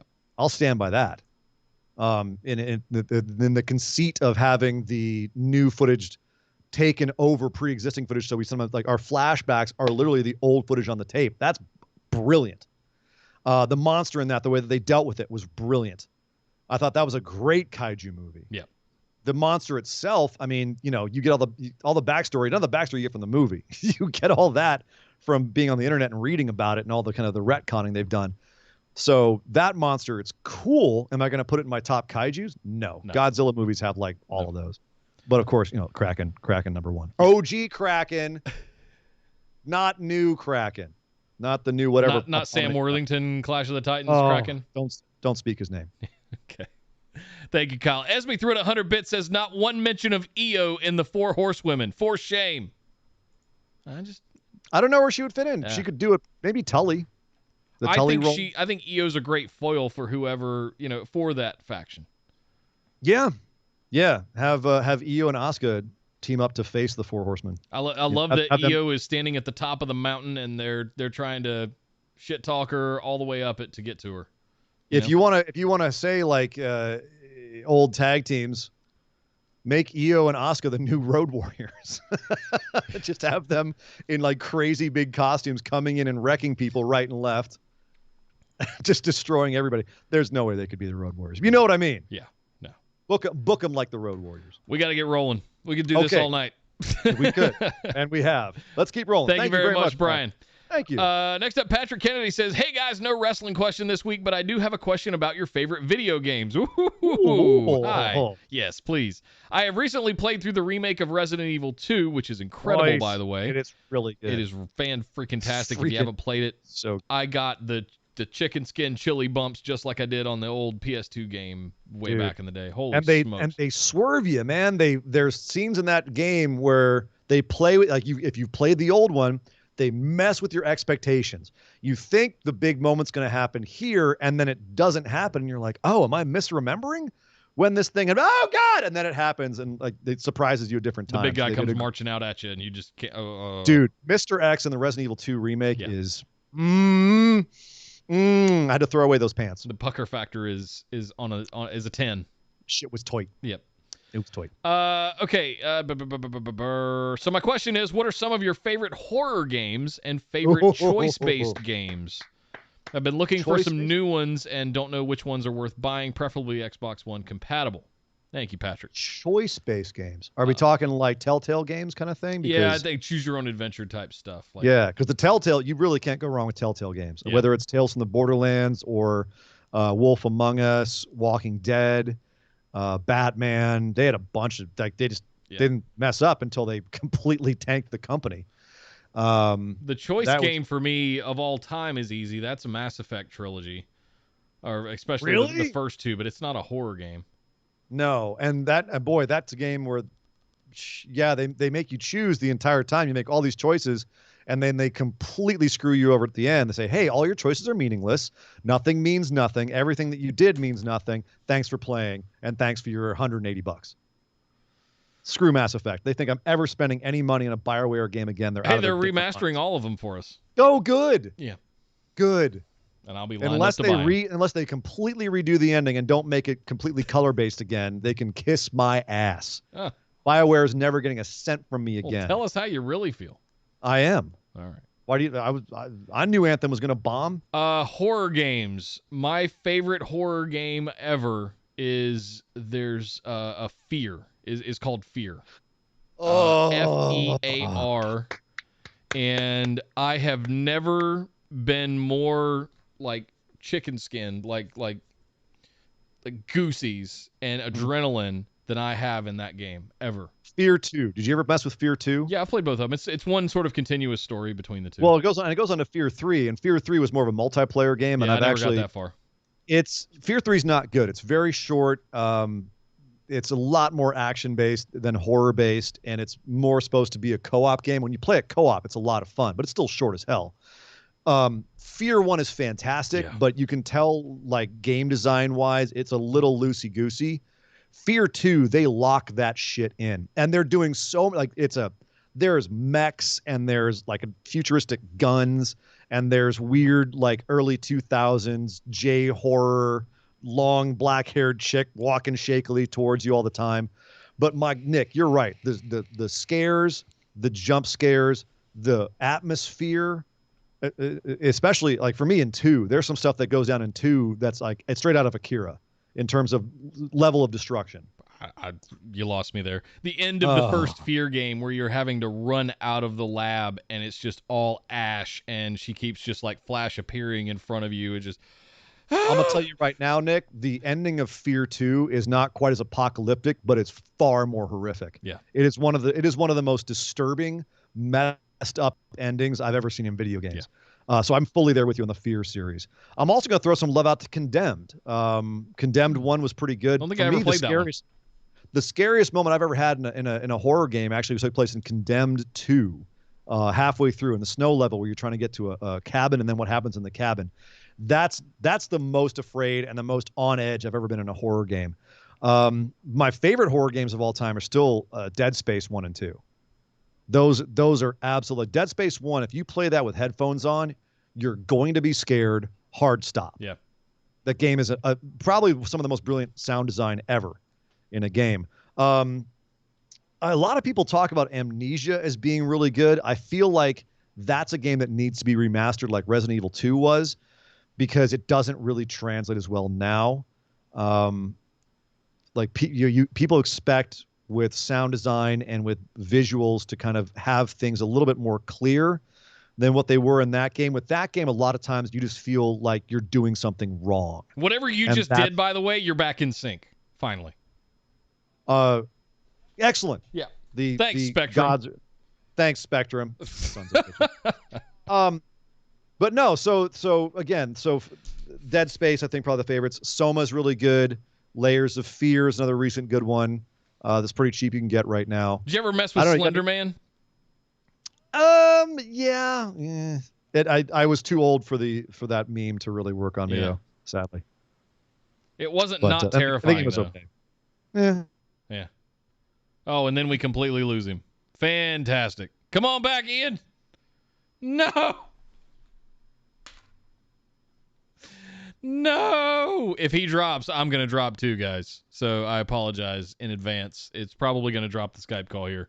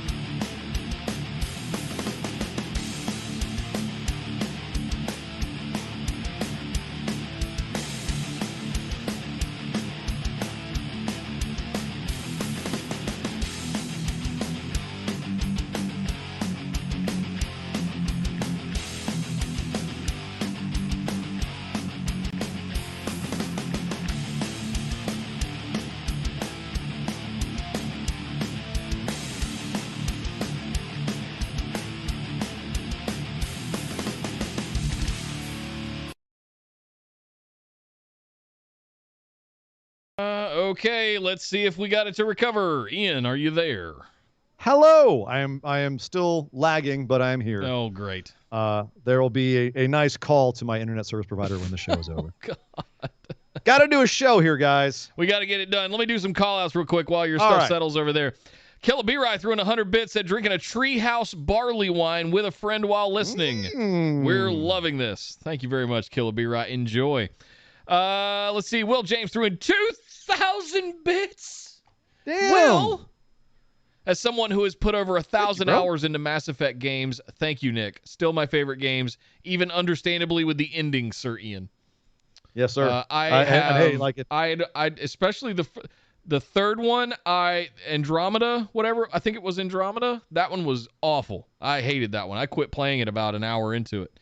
But the first two games, especially the second one, I mean, they just had me hooked. The second one was especially. Brilliant. Yeah. Third one was really good too for the first three quarters. Yeah. Thank you very much, Will. And Kyle Cotton gifted a tier 1 sub to Wynant. I need to be Booker T to pronounce that. I apologize if I'm butchering that. Thank you very much, Kyle Wynant. Make sure you thank Kyle for your gifted sub and welcome to the channel. Sorry for the technical difficulties here, folks, tonight. Thank you, Spectrum, for being... Don't curse him. Don't curse him. That's what screwed me up last time. I'm going to send Damian Priest after you. Oh, no, Mr. Priest. I'm sorry. It's not time for you on the show right now. We're actually... excuse me. We'll get you another time. Another time, Mr. Priest. Thank you. Thank you for stopping by. Appreciate it. There you go, Patrick. There's a bunch of games for you. Justin S. next up. Hey, guys, deeper thought wrestling question this week. There have been multiple reports, including one from WWE, that Peacock is censoring older WWE events. What are your thoughts on this? Do you feel that this sets a dangerous precedent to just pretend things never happened, or do you feel this is a good thing? Thanks, and have a great week.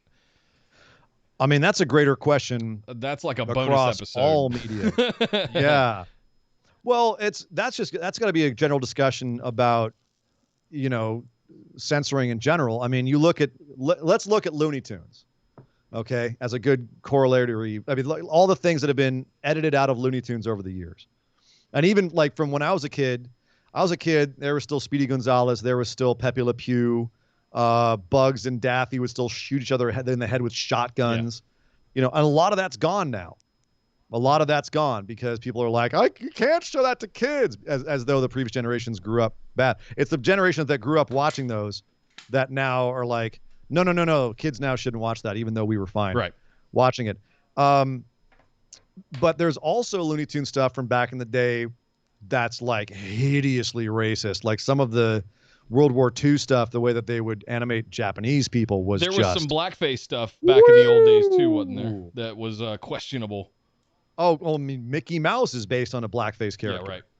So that's it begs the question. We have this question not only with cartoons, but we have it with history and all of that kind of stuff. Do we eliminate our history? Do we cut off our nose to spite our face? Do we eliminate history in order to have a more favorable present and future? Sure. It's a time loss question at this point, an age-old question.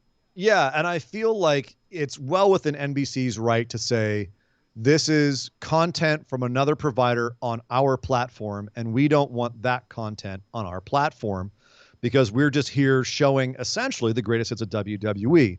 Much in the same way that if, Warner Brothers is showing Looney Tunes on ABC on Saturday mornings, ABC can say, hey, could you just not show the one where Bugs blows off Daffy's head with a shotgun? Right. That's within their rights to do. So I don't have a problem with Peacock censoring WWE. It's up to WWE to say, we'll still provide unedited content on, say, Blu-rays or whatever. Sure. The real issue, I like, for instance, there's also discussion going on right now about preservation of video games, where you're hearing some executives at Sony saying we see no reason to provide backwards compatibility because who wants to play a PlayStation 1 game these days? And so there's a certain point at which people who are pirating games for emulators are saying, see, this is why we need to pirate games for emulators, because they're not going to provide you the ability to play these games unless you have these old systems, which are getting more and more hard to find and possibly breaking down. It's harder to fix them. There's no way to continue to watch them.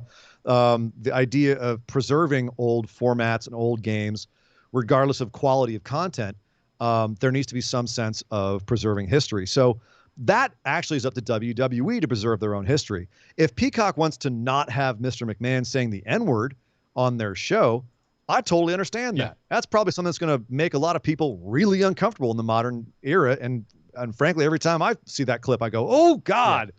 Yeah. Oh, so basically, long story short, I don't have a problem with Peacock censoring WWE.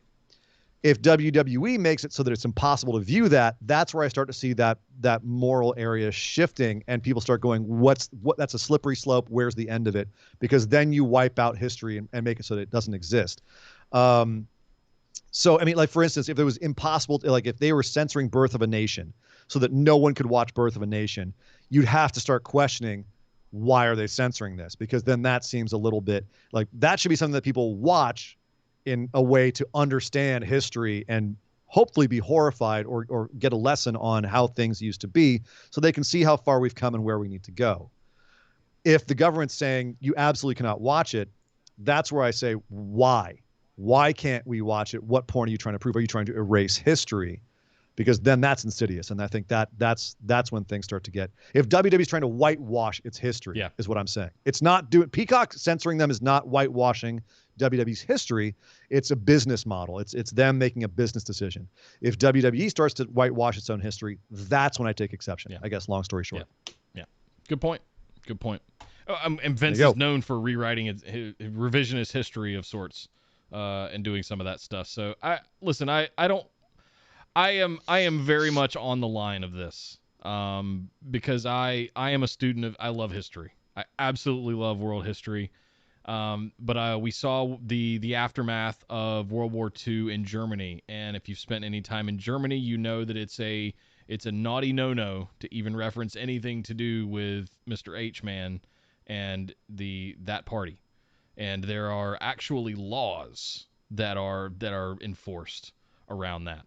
So I understand some of that to an extent, but I also don't want to make it like a blanket thing across the board that because it was at the time, or because at the time that we're doing it 20 years ago, it was looked upon as a joke, right? I don't want to eliminate a lot of stuff that, and I agree with you. Mr. McMahon saying the N-word on live television is completely, that just does not need to Booker exist. T. To an African-American man.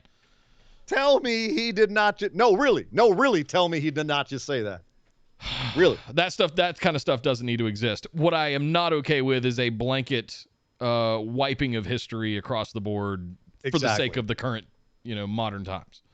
Yeah. That's where I start to get a little bit questionable about it. So it's a tough topic, Justin. It's a good question. It's a tough topic. Well, thank you. Great question. It's understanding that it's a business decision and it's not a personal slight or cancel culture or any of that kind of stuff, right? I mean, it kind of is cancel culture, but I don't think it's in a way that's necessarily insidious the way that Peacock's doing. Yeah. It's WWE on their platform. They don't have there's nothing to say that they have to take it completely unedited. Yeah. I agree. And it's just hopefully there's an alternative where you can see everything if you want to. Depending on what they cut out. I mean, we don't know the fullest of what they've cut out. There's nothing they've cut out that I've heard so far that I go, that's egregious. I can't agree with that. Yeah, there's nothing I'm losing sleep over at night. That are like, oh my God, I need to go pirate download all of these things before they're gone forever. I'm not there yet. The line is somewhere around choppy pee. Have they cut out the bra and panties match? Have they cut out Edge and Lita having sex on TV? I doubt it. Probably not. I doubt that'll go. If they cut that out, then I will start saying that's a little much. Right. Come on, guys. Thank you for the correction as well, Kyle. He actually said that to Cena. Booker T overheard it. Thank you. Yeah. Yes. Next up. That's close enough to saying it to Booker T. Yeah. It doesn't need to be said at all, ever, by anyone. Saying it to John Cena doesn't make it better. I wish Quentin Tarantino would stop making movies that gratuitously overuse it. Oh my God, boy, he loves it, doesn't he? Andy Jessup is back as a patron. Thank you, sir. So, gentlemen, how goes it? 7 to 8 years ago, Drew McIntyre was Vince's chosen one. And now Drew has the fans eating out of the palm of his hand for the past 7 years. Roman Reigns was shoved down our throats because he was Vince's chosen one, and now Roman has us eating out of the palm of his hand. Both men are top of the mountain, so was Vince right all along? Is he still a genius, or is there a rare occurrence of the planets aligning in the current WWE climate? Thank you, Andy. Both. Both, actually. I'm gonna say both on this. What's Vince the old sun even shines on a dog's ass at certain time of the day? Like every now and then, Vince gets lucky. What do you mean every now and then? The guy didn't build a $1 billion empire because he's an idiot.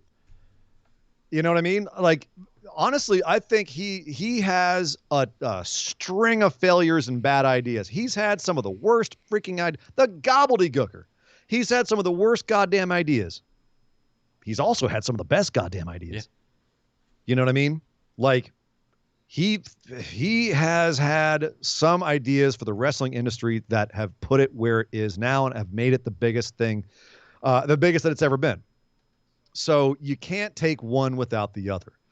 Vince knew Roman was the man. He just didn't quite know how to get him there. And he made a lot of wrong decisions to get there. Was Vince right all along? Yes, he was. And we admitted that in our State of the Roman, which we always refer back to as being like kind of our statement on what we feel about Roman all the Reigns. way back in 2018, if you guys want to check it out. Was that, yes, Vince is right. Roman's the man. How he's making him be the man is the wrong thing. Once they figure out how to sell him appropriately, Roman will be the biggest thing. And that's what happened. We're on the precipice of that now. And we said as he soon needs as to Drew be doing came it back, for more than 6 months, but yeah, let's not oversell it. But it's looking really good. And we said right around the time that Drew was NXT champion en route to the main roster that Drew was the next face of WWE. That we hoped he would be, rather that he could be. So that's not one where I mean Vince called it out years and years ago. And I don't think it was fait accompli then. I think that Drew had to get his head screwed on straight. He had to go away and become a man. Now you're a man. A man. Now you're a man. Sorry. Trivia. What's the name of the band that does that? The Trey Parker band? I don't know. I can't remember. DVDA. DVDA. What does DVDA stand for? I'm not going to. That. That's correct. Yeah, good trivia, Nick. Well played, sir. Yes. Well done. Yes. Double V, double A. I'll let you guys' imagination wander. and it's from Trey the mind Parker. of Trey Parker. Yeah, the genius that he is. Speaking of geniuses. So no, there you go, Andy. I think it's both. I think that Vince is at the whims of fate, but also he's good at moving his chess pieces into the right place to take advantage of a situation when it comes due, like with Drew McIntyre. Yeah. He knew Drew was going to be a big deal. He started to push him. He realized Drew's head wasn't screwed on. Drew flopped out of WWE, but ultimately Drew got himself back in a position, and he had to reprove himself to everybody in the company. It's why it took so long for him to get where he was. And Vince finally was like, "Okay, you know what? I was right about you. Let's do it." Yeah. So a little bit of both. Yep. Thank you very much. That was Andy. Thank you, Andy. Yeah. Thank you, Andy. Next up, also thank you for being an awesome mod, Andy. Constantly on top Seriously, of things. and very much shout out to Andy, Lyle, Sheriff McDonald. You guys keep things in check. I really appreciate it. Kenneth Tabili, next up. Hey, y'all, not sure if this is an easy or hard question. As a listener for a few years now, since before you guys started doing live full-time. Wow, that goes back to, that's 2017, 2018 timeframe. I'm curious as to what is the most frustrated you guys have ever been during doing the show. Right now with my camera. Yeah. God damn it. This this kind of stuff that we have no control over is the most frustrating. It makes me insane. I'm a huge control freak, and I if Yes, something is broken, I feel compelled to fix it, and it is completely out of my control to do anything about it, and I apologize, guys. The reason has to be wrestling related. Oh, damn. Well, that shit. Okay. You got to read the question. Okay, let me start. I'm curious as to what is the most frustrated you guys have ever been doing the show. It has to be wrestling related. As an example, I always think of Ian using up all of his F-bombs for the year following Hell in a Cell 2019. Yeah, that was a good one. Thanks for the podcast and everything you do for the community. Y'all keep me invested in WWE without having to spend time watching it. That is the purpose. That is the point. That's our tagline. Thank you, Kenneth. We watch it so you don't have to. Yeah, I still think I'm out of F-bombs after that Hell in a Cell. That might be the one, man. Like, I don't know if I've ever been that hot coming out of a show. I was so pissed. That, and just to explain that was for years of me investing in Bray Wyatt and wanting them to do him right. And then he finally comes back, has this awesome gimmick. I'm trepidatiously getting more and more excited about The Fiend. It comes along, the SummerSlam with Finn Balor. It's absolutely amazing. Still one of the biggest goosebump moments of my wrestling life when he first Fiend entrance against Finn Balor. I swear to God, I had goosebumps the size of Mount Everest and was so all in on the character. And within 2 months, they do that at Hell in a Cell. I was livid. You guys can still find that recap on YouTube if you'd like to go listen to it. Jesus Christ. Just F-bomb after F-bomb. Yeah, I that's got to be mine, Kenneth. I mean, that's got. I can't think of a time when I was hotter after a wrestling show than that. Like, and it was just such a simple thing. It was just a bad finish to a pay-per-view. Like, in the grand scheme of thing, it was not even that big of a deal. But man, it pissed me off in the moment. That's why it's good to catch us on our recap shows, because you're catching us in the feels still. We haven't had a day to process. It's still, the adrenaline's still flowing, the vitriol's still flowing. Yeah. Sometimes it's still fresh. I remember when we used to record just the audio podcast, and you'd come over to my place, and we would have like 2 or 3 days to calm down and think about it and process it, maybe rewatch a couple of matches and all that, and it would change the perspective on what we thought. And we even called that out to ourselves a couple of times. I remember distinctly a couple of times doing that. For me, the most frustrated wrestling related, oh God, am I allowed to say NXT moving to Tuesdays? Not yet. It hasn't happened yet. That's gonna be fun though. That's one way to put it. We're literally gonna have wrestling on every night of the week at that point. Yep. And it's like, we're gonna be competing with the very thing that we're covering, and it's gonna. Yep. That's very frustrating to me. We specifically picked days where wrestling wasn't on TV around where the shows are. Although we were competing with Impact, at least they're moving to Thursday now. So we want to. I'd rather compete with a show that has 200,000 viewers than opposed to one that has, 700,000. That's just me. I don't know. Wrestling related, frustrated. I go through phases. I think I've shared this on the show before. I go through phases where I get so burnt out on WWE's bullshit. I can tell you your most frustrated. What's that? I mean, one of your top 3 at least was a couple weeks ago when Nia talked smack to backstage to I'm so bad. Braxton. So Kayla Braxton. That was Thank one, you. absolutely. You lost your damn mind on Nia Jax. Nia Jax has taken you there a few times. In fact, I'd go out on a limb and say that just Nia Jax is responsible for all of your most. When she injured Kairi Sane. When she injured Kairi, you were with the buck thing in the corner. When she injured Bayley's shoulder, she didn't catch Charlotte with the moonsault and ended up hurting her. Punching Becky in the nose. But we had fun with that. The one with Kairi, you were white hot. You were so mad because you love you some Kairi. Yeah. So it was, you got like, I'm not gonna say you white knighted her a little bit, but there was definitely that element of like feeling protective of her. Like, if WWE's not going to protect her, I got to speak up and be like, stop this. So yeah, that's one of the hottest I've seen you about wrestling. Anything to do with Nia is probably my most frustrating.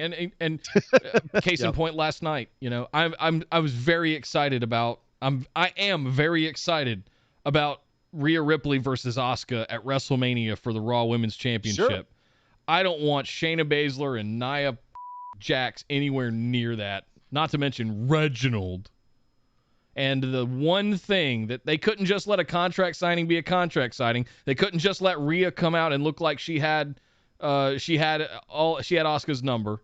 and chumping her out like that. I thought that was a fantastic image. But when their music hit and they came out, I could not.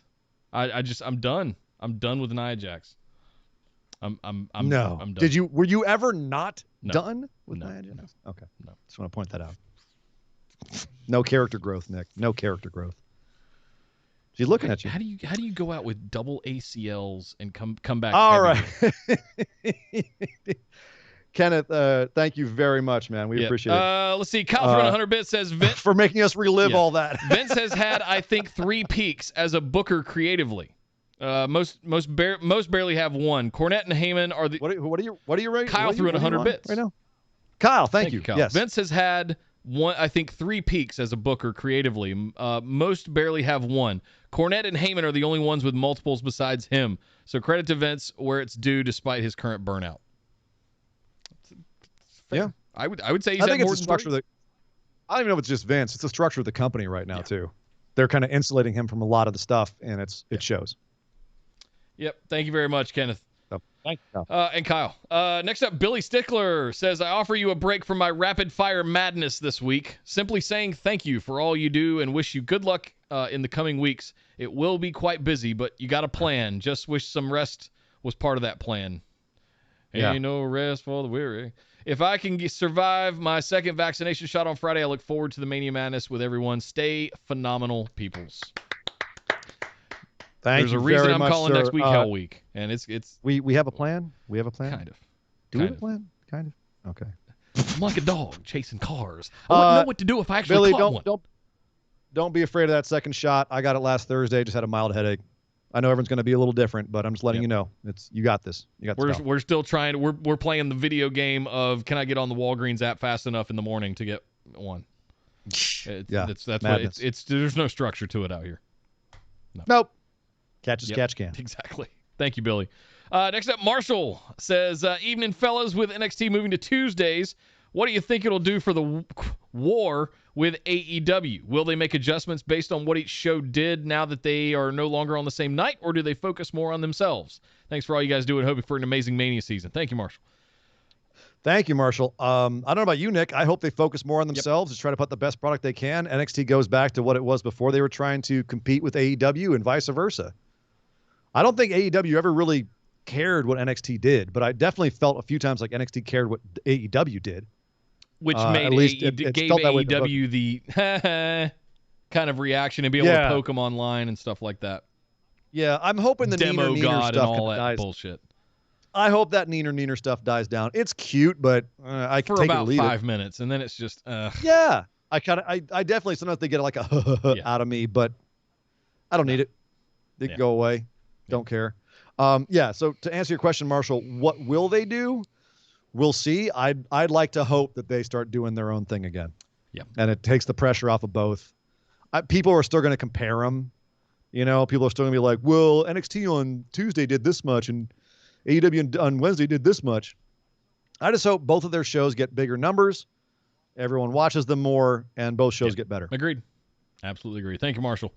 Next up, Kyle Cotton says 2 questions this week. Number 1, WWE does the right thing and makes Rhea Ripley the Raw Women's Champion. Vince has tasked you with complete creative control of Rhea Ripley's programming all the way to the next WrestleMania to make her as big a star as the Man was a couple of years ago for a mega match between a returning Becky Lynch or Ronda Rousey, user choice, for Mania in Dallas. How do you set up Rhea for this with 11 pay-per-views between now and the next Mania and Money in the Bank winner out there and a draft is in October?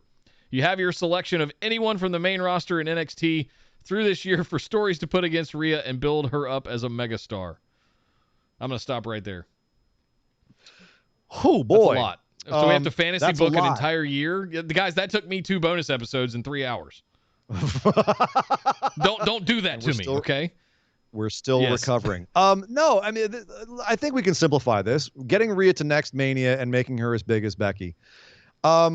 So one thing that if you look at wrestling history, that if you want to super shot somebody, either you have them be a badass monster, or you do something like what happened to Becky, or what happened to Stone Cold Steve Austin, and you have an angle where they're a badass heel / tweener.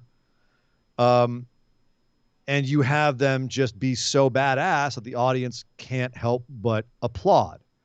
Now, whether that's unscripted like it was with Becky, or if it's scripted like it was with Stone Cold, with Becky getting smashed in the face by Nia, or with Stone Cold and Bret Hart at WrestleMania 13, if you have something with Rhea where someone comes along, say a Shayna Baszler, or someone who can, realistically take it to someone of Rhea's stature and size and whatnot. Let's say you have Shayna kayfabe break Rhea's arm, right, or injure her, or maybe if they allow it. I mean, if Vince puts me in charge of booking, someone's going to juice somewhere. There's going to be blood. I would have Shayna bloody Rhea up at SummerSlam. I think I'd build a program with Shayna or with Asuka. I'd either have the Asuka program continue after WrestleMania, or if Rhea wins at WrestleMania, I'd have a program with Shayna through to SummerSlam. I'd like Asuka to take a break and go get her teeth fixed for a few months. Well, she's nothing for her to do. She just has to wait while everything fuses to her gums. She's had a big year. Take a break. No, man, keep that ball rolling while you can with her. That's what I say. But anyway, neither here nor there. I'd have Shayna build a program to SummerSlam. At SummerSlam, have a match where during the match she gets injured or bloodied or something where she looks vulnerable, but at the same time does not give up. Like, just, you want to get that Britt Baker, Becky Lynch shot of her looking like a broken down badass, and then build from there. Have a revenge tour for 6 months, and then have her come back, win the Rumble. Maybe have her go away for a month, and basically just put her on the Drew McIntyre path, which was that they booked his run to Brock Lesnar brilliantly. You have her come back a la Drew, be an unstoppable monster. No one can touch her. Start getting her over with the fans because she just whoops people's asses. They did it in NXT when she came in to take out Shayna Baszler, right? And look at the reaction. Everyone loved it. And then have her on that trail to WrestleMania like an unstoppable freight train. The question is who you have, and with her story the way it is right now, have it be Charlotte. That's good. Have Charlotte go full heel. That's easy booking because you can call back to the matches, right? And have that be the real coronation as she comes back, and Charlotte, you build Charlotte up too to be, evil monster a la Brock and Drew. And then have Rhea win at WrestleMania in a really gritty, like a cage match or something gritty. Yeah. So that's just off the top of my head, Kyle, what I would think would be fun. Yep. I got nothing better than that. That's fantastic. I would love to see. Right. I do think she needs to move. She needs to take it off of Asuka, and we need to move on. I would love to see. Eventually, I would love to see Raquel come up. Maybe Raquel wins the Royal Rumble, and we get Raquel Gonzalez at WrestleMania next year against Rhea. No, how about this, Nick? So first of all, she has the ghost from the past, Shayna Baszler, come back and can't beat her straight up. So ultimately she injures her. Then we go into a program where Rhea's on, the journey to kind of fix herself for 3 or 4 months, comes back, starts winning, wins the Royal Rumble. It's the beginning of a redemption arc. She makes it to WrestleMania. The final piece is she has to get that one L out of her column, and that's Charlotte. Charlotte's an unstoppable heel champ at that point. She faces Charlotte, beats Charlotte, overcomes, huge celebration in the ring, and that's when Raquel Gonzalez pops up, lays her out at the end of WrestleMania, stands tall, and then you have your next program, Raquel and Rhea going forward. I think those two have huge futures ahead of them. A new monster arises. At the end of the kaiju movie, Godzilla stands tall. But who is that standing behind the mountain? Anguirus! He has come. Jay, that one was for you. Mecha Gojira! No! Kyle's second question is, you get to make a comic book cover based on your favorite wrestling storyline in the last decade. What would you do to illustrate that story in one cover to sell people to watch it in the archive? If you need an example, check the BWO Discord in the BWO chatting section with Cross and Balor. Best one in the last decade is going to be Daniel Bryan's gauntlet run-up at WrestleMania 30. Damn. Has to be. It makes such a good story. I mean, I knew you were going to pick that one, so I'm already trying to pick another one.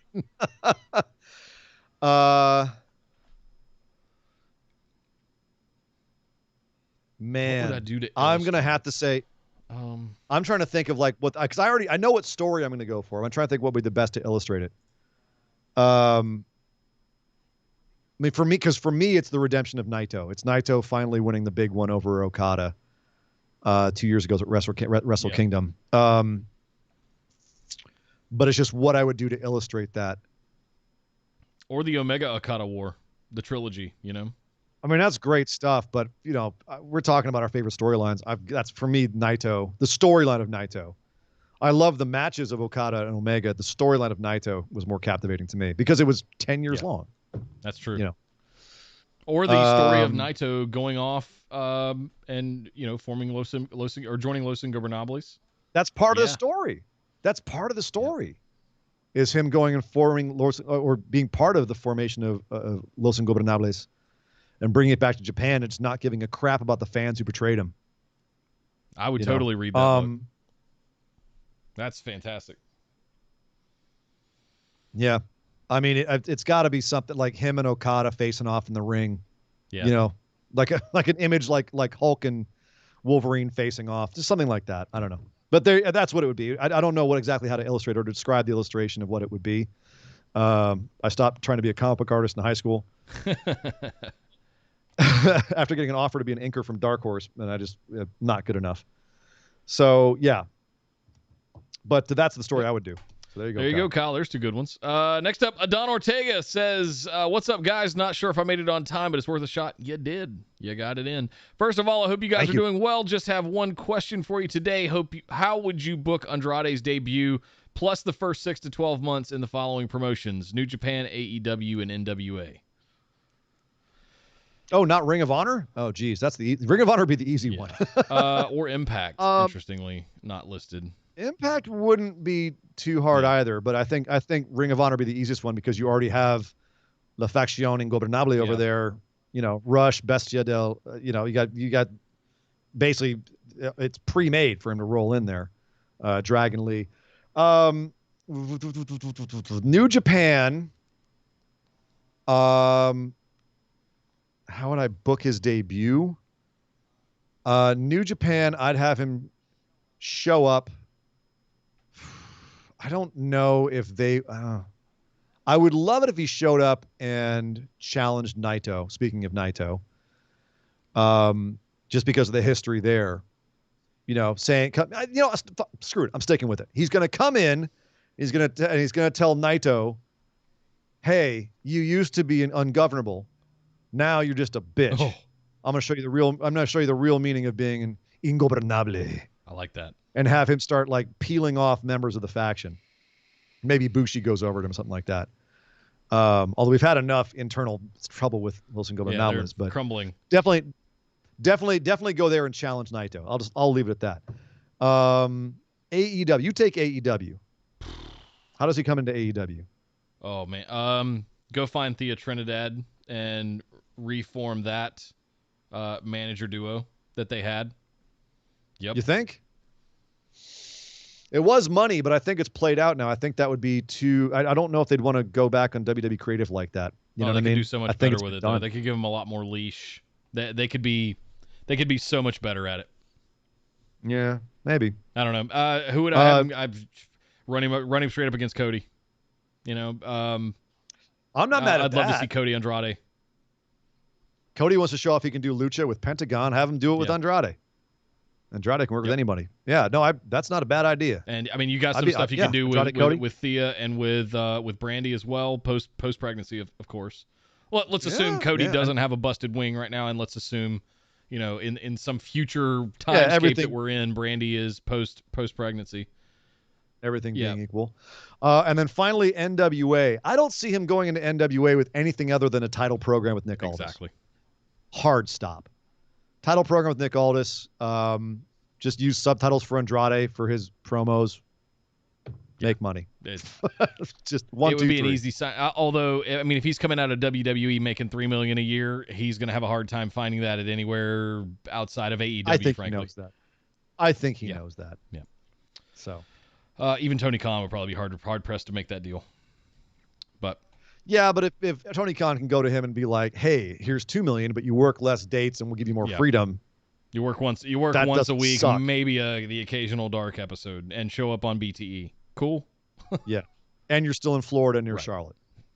That's key. Thank you very much, Adon. Finally, Esme, former booby champ. Hola, pot poppies. It's making me laugh at myself now. Oh, my God. Just finished my yearly rewatch of Mystery Men. My God, that cast is nuts. It is nuts. Greg It is Kinnear, nuts. William H. Macy, Ben Stiller, the cameos. My God, wild cast. Arguably one of the best ensemble casts ever. Give me some of your favorite ensemble casts. What casts make you stop and think, man, I don't know how they got all those people to sign on, but damn if that isn't an incredible cast. Thanks, fellas, and as always, stay sexy. How can I not say Expendables? Yeah, that's definitely a superstar cast there. Dirty Dozen.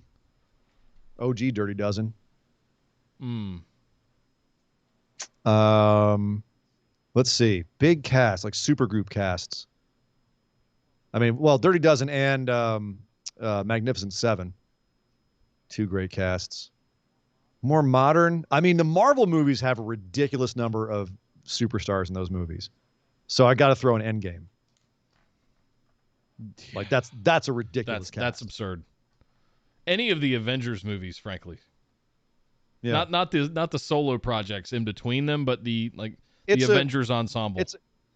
It's a weird time when superhero movies have multiple Oscar-nominated actors or winning actors in them. Michael Douglas is in a superhero. Like that kind of stuff where I just go, what? It's a brilliant casting for Hank Pym, too. Brilliant casting. It's still insane. That's nuts. Other big ensemble. My brain is fried, Esme. You have to forgive me. Let's list off a couple of the first ones that popped into my head. Oh, yeah. No, they threw the Oceans movies in there. Esme just said the Oceans movies for sure. For sure. That's all of them. Even Ocean's 8. Like, they just had like a who's who of Hollywood. I know. I said, Quentin does a good job of. I mean, if you look back at Reservoir Dogs, and if you look at any of his movies, the thing I respect about Quentin is that he finds a group of actors that he loves working with, and he keeps working with them over and over and over again. Speaking of people that do that, Wes Anderson. It's a good one. Wes Anderson always has insane ensemble movies, insane casts. Whether it's Royal Tenenbaums, Life Aquatic, even his stop motion animation ones like Fantastic Mr. Fox and Isle of Dogs. Like, you read the list of people in that movie, and you're just like, how did you get all those people there? Those are great. Paul Thomas Anderson does it too. Boogie Nights, Magnolia, insane casts, insane ensembles. What was the one I was trying to think of? There was a Crash was a big one that had a huge ensemble. Yeah, it's too bad that movie sucks. I prefer the Cronenberg Crash myself. Yeah. Lord of the Rings you could loosely throw in there. Yeah, not really, because most of those people were either made famous by Lord of the Rings or are only famous for Lord of the Rings. The only, like, he's got some, and he took people like Christopher Lee who were once famous and were like genre famous. But then after that, everyone was like, who the hell was the tall, scary guy with the voice? And everyone who knew kind of went, that's Dracula, dude. Or that's Scaramanga. That's the guy from Wicker Man. Like, it's anyone who knew, but he gave him a whole new lease on life. And he gave, there was definitely some like genre nods in Lord of the Rings that were cool, but it wasn't like all insane. It was like genre fans were going, this is nuts. Everyone else was like, who the hell is that guy? Are we required by edict to just say Love Actually and move past it? It does have a hell of an ensemble cast. That's about the only kudo you'll ever hear me give it. But that isn't quite an ensemble. We're not going to get into the Love Actually debate again. I'm just going to throw out 12 Angry Men. That's a good ensemble one. It's not quite what you would consider ensemble, but the cast of Heat That's one of my well. all-time favorite movies is, I mean, Nuts. De Niro and Pacino and Sizemore and Kilmer. Saving Private Oh, Ryan. Yeah, that's a good one too. Yep. Yeah. Good stuff. Holy smokes. Also the sequel, Saving Ryan's Privates. Hey, also that was a insane. different genre. Cast in it. Yeah. Completely. Found that on the shelf next to Forrest Hump. Trying to think if I've got any more in me before we call this. I don't. I'm out. You're I'm done. I'm good. All right, we'll leave it there, Esme. If we think of any more, we'll throw them up in the chat, or I'll screen them out. Oh, Knives Out. Knives Out recently was an insane still haven't cast. seen that yet. It's on my list. It's good. It's real good. It's real good. Nice. Yeah. Check it out. Whew. We made it. Holy smokes, you guys delivered this week. Lots of good questions. Lots of good stuff in there. But that does it for this episode of the Patron Mailbag. Thank you guys again for getting all the questions in. If you'd like to get your questions in, you can do so every single week for just $5 a month. Head over to patreon.com/BWO. You also get audio-only versions of every episode, a copy of the show notes for every episode, and you get to participate and have an entry into our Patron Pick'ems Challenge coming up for WrestleMania and I guess now NXT Stand and Deliver, because we're going to do the super fantastic version of the BWO Patron Pick'ems with all 4 shows. Good God Almighty. Sir Ian Dangerous, do you officially agree that we're going to include all 4 shows in the Pick'ems? And we will gavel it into being right here on the show. It shall be done. There we go. I was a little shook because Esme is over in the chat as well, and she said we didn't say Tombstone for Ensemble Cast. I feel lesser of a man now.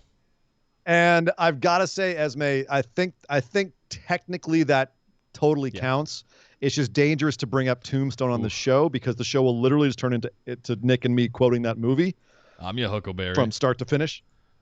That's the easy way. You're out a daisy if you do. it's the nonsense. I'm in my prime. I've not yet begun to defile myself. In Pace Resquia. Oh, my darling, look. Our Johnny's a learned man. Now I really hate him.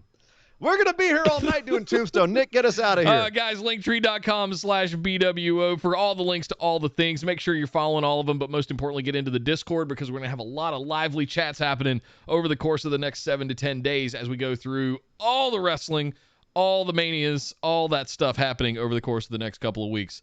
But make sure you get in there. Come join us in the Busted Wide Open discussion group for fun memes and news stories, all kinds of good stuff happening in there. Follow us everywhere. Subscribe on YouTube. You guys know what to do by now. Linktree.com/BWO for all the links to all of those things. But until then, my name is Nick Howell. You can find me on Twitter at DataCenterDude. And I am Sir Ian Dangerous, and I'm feeling simply capital. And you can find me on Twitter at Sir Ian Dangerous. By God! This show is part of the Orbital Jigsaw Network. For more episodes, subscribe to us on iTunes, Google Play, or Stitcher Radio. For details and show notes from each episode, check us out, orbitaljigsaw.com.